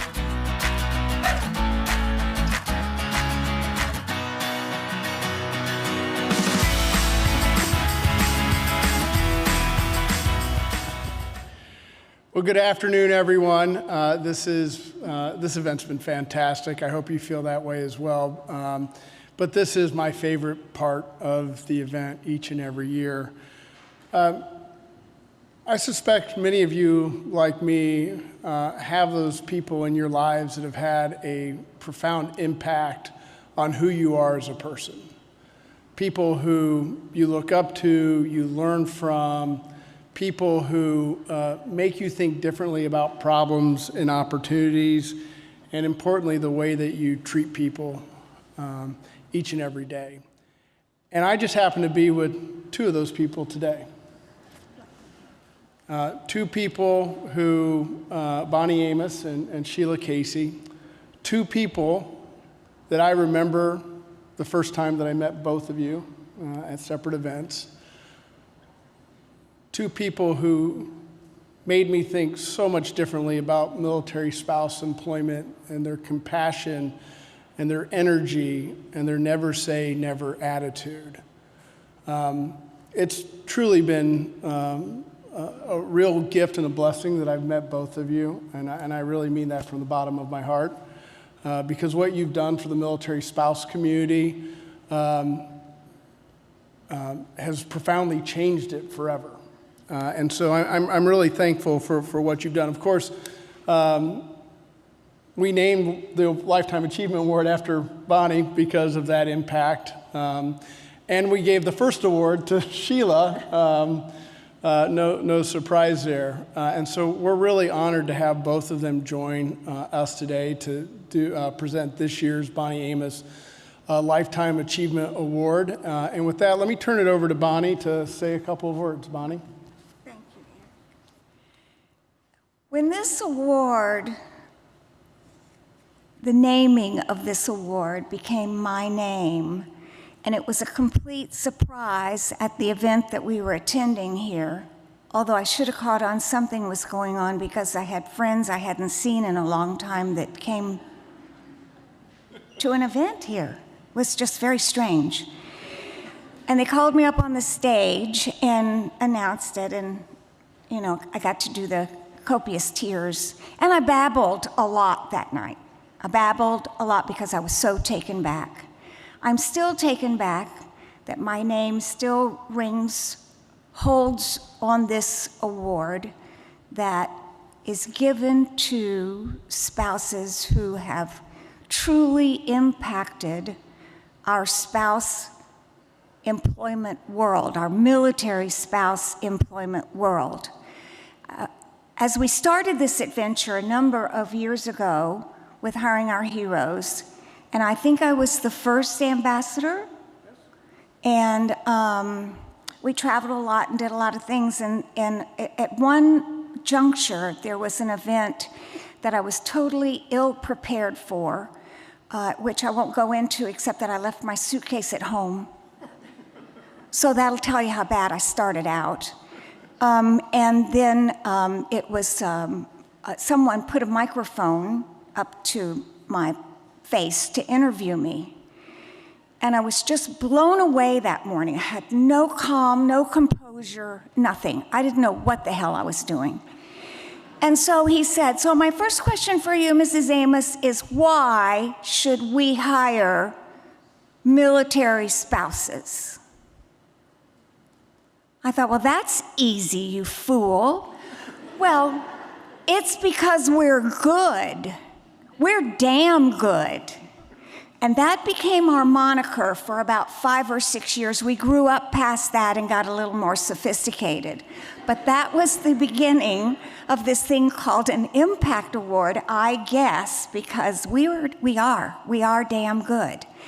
And I was so honored that the first Impact Award was given to my good friend Sheila Casey, and we were service chief spouses together and went through some times together that are memorable, heartbreaking, and laughable.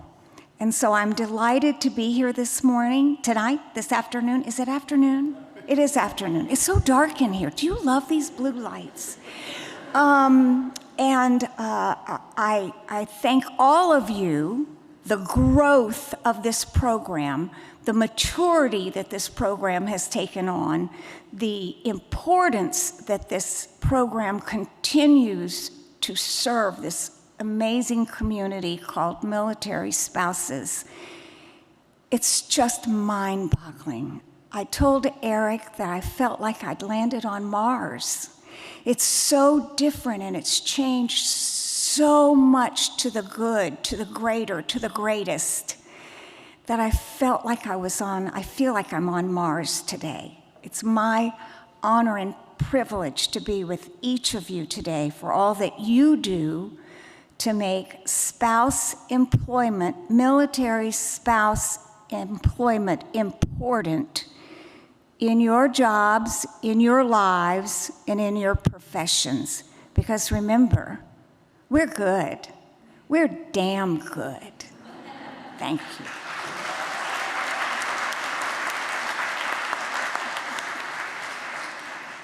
Can we please give another round of applause to Bonnie Amos and Sheila Casey?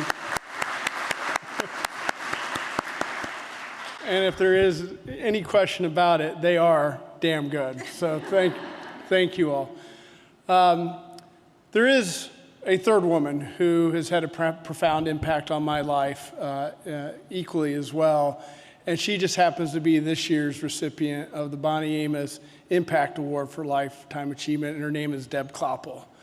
For those of you who know Deb, and even if you don't, Deb was talking about military spouse employment before many of us were even thinking about it.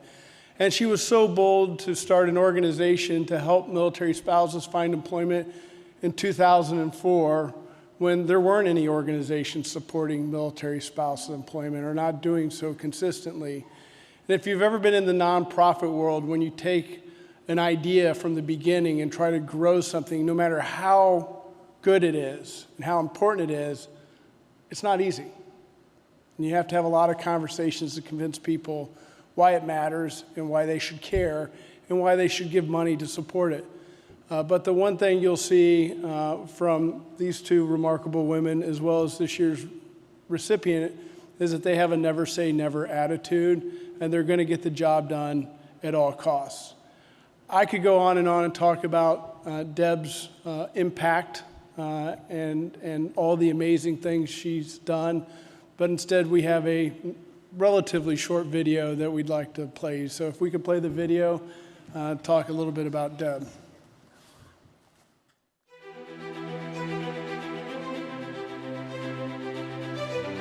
If I had to describe Deb in one word, it would be relentless. I'd say passionate. It's tenacious. She is a pioneering legend. Loving. Doggedly persistent. One of the things I believe about Deb goes to a quote, if not you, who? And if not now, when? And that's very much Deb. She saw the situation when she stepped into the military spouse role, both in the veteran community and in the military spouse world, and said, I'm not going to just sit by and watch. I'm going to jump in and do. I first met Deb on a plane, and I saw a Navy folder on her lap. And when she and I started talking about leadership training and how the military did that in a way that corporations didn't, that gave her the impetus to talk with me about her passion, which was military spouse employment, something I knew nothing about. But readiness, retention, quality of life for an often overlooked group, that was her passion, and that's what we went down the road to accomplish. She's authentic, she's kind, she's loving, and nobody can say no to her. She'd been doing this since 2003, and she was already well established as a leading expert in military spouse placement. She was talking about military spouse employment before it was even a national issue, and she has fought hard each and every day to help military spouses find meaningful careers, not only through her advocacy, but by creating the first nonprofit focused on military spouse employment in the country. She has really brought to the forefront that we want to show results. Her organization stood out as the best of the best in every possible criteria that we looked at. And she not only passed, she passed with flying colors. When I look at where these organizations have come from that humble beginning, they can show, and actually show 100,000 placements. That's amazing. So we're so proud to partner with her in the endeavor to place military spouses into employment. We started at 0 5 years ago. This year we're going to place 10,000. Over the years, Hiring Our Heroes has been honored to work with Deb and Admiral Kloppel on their efforts through MilSpouse Jobs and Vet Jobs. These two organizations have done so much for the military community and military spouses in particular as they search for those meaningful careers. They help them get ready for that job search, and then they connect them directly to those careers. The space has been forever impacted by Deb's advocacy and hard work. If the spouse is employed already and has consistency, then the veteran is going to find the track easier. And Deb understood that and knew that 20 years ago. Deb personally inspires me because she chose a lifetime ago, over 20 years ago, to start military spouse jobs, long before most other organizations showed up. And so very early on, she set the standard of what commitment looks like, what right looks like, and she's still doing it at the same level of intensity 20 years later. And so for me, she inspires me, she gives me hope, and I'm honored to walk alongside her.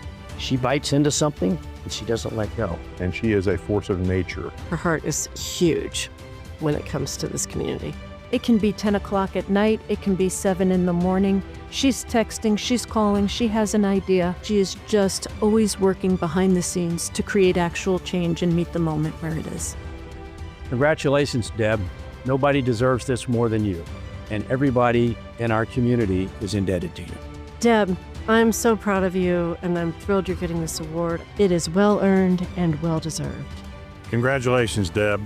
You've been doing this now for over 2 decades, and I can't thank you enough, and the entire Department of Labor can't thank you enough. God bless you, and thank you. On behalf of Hiring Our Heroes, on behalf of military spouses everywhere, congratulations, friend. I am so proud of you and what you guys have accomplished, and I always wish I could do more. Thank you. Deb, congratulations on being this year's recipient of the Bonnie Amos Impact Award for Lifetime Achievement.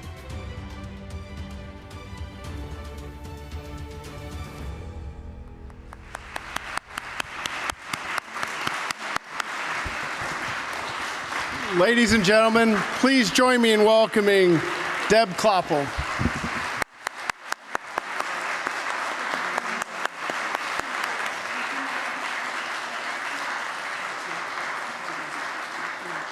Come over and take a picture, and then you can talk all you want.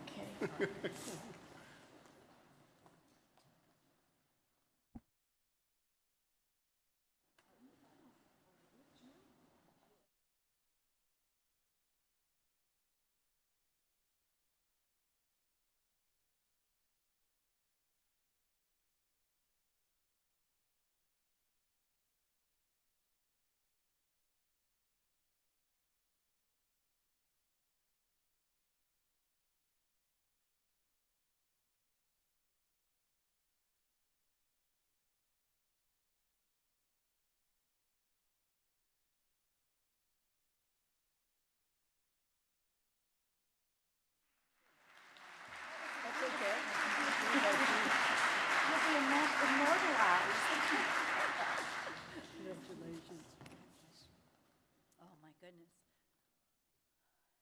I just want to say that I received a letter in 2010 from the National Guard Bureau, and they wanted us to start a National Guard employment program. We'd been in business since 2004, handling military spouse employment. The letter was about suicide, how many suicides the National Guard had, and could they come meet me and talk about setting up a program for free. And we did that for free.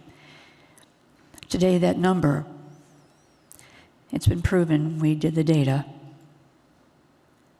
When a veteran is working, when a military spouse is working, they don't worry about suicide. But an unemployed veteran and an unemployed military spouse, they have a 40% chance of dying by suicide. That is the number that we need to eradicate. Do you agree with me with that?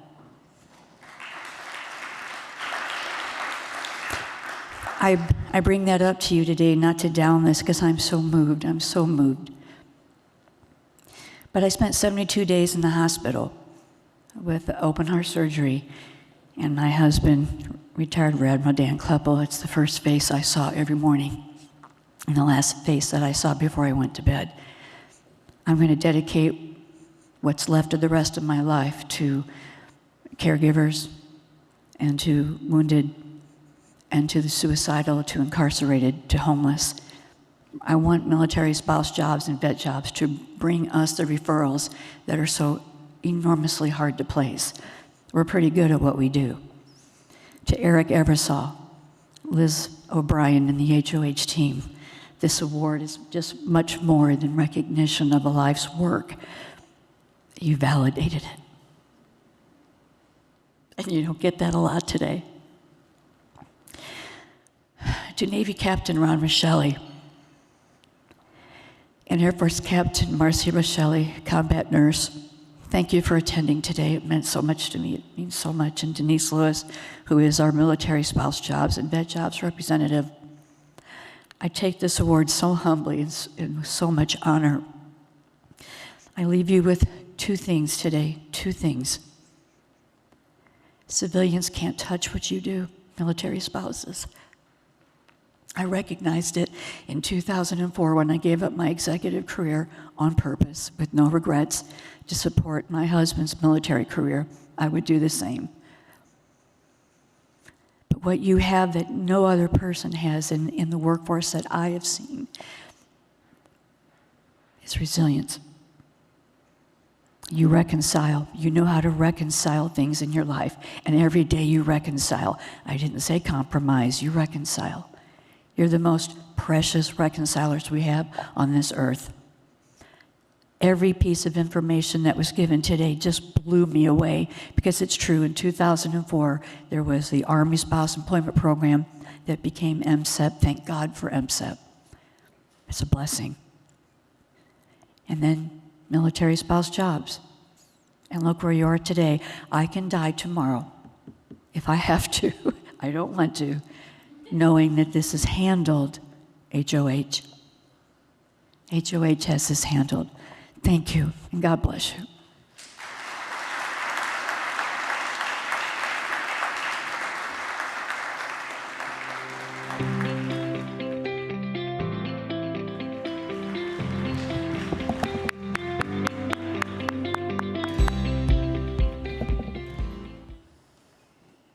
What a remarkable way to close this program.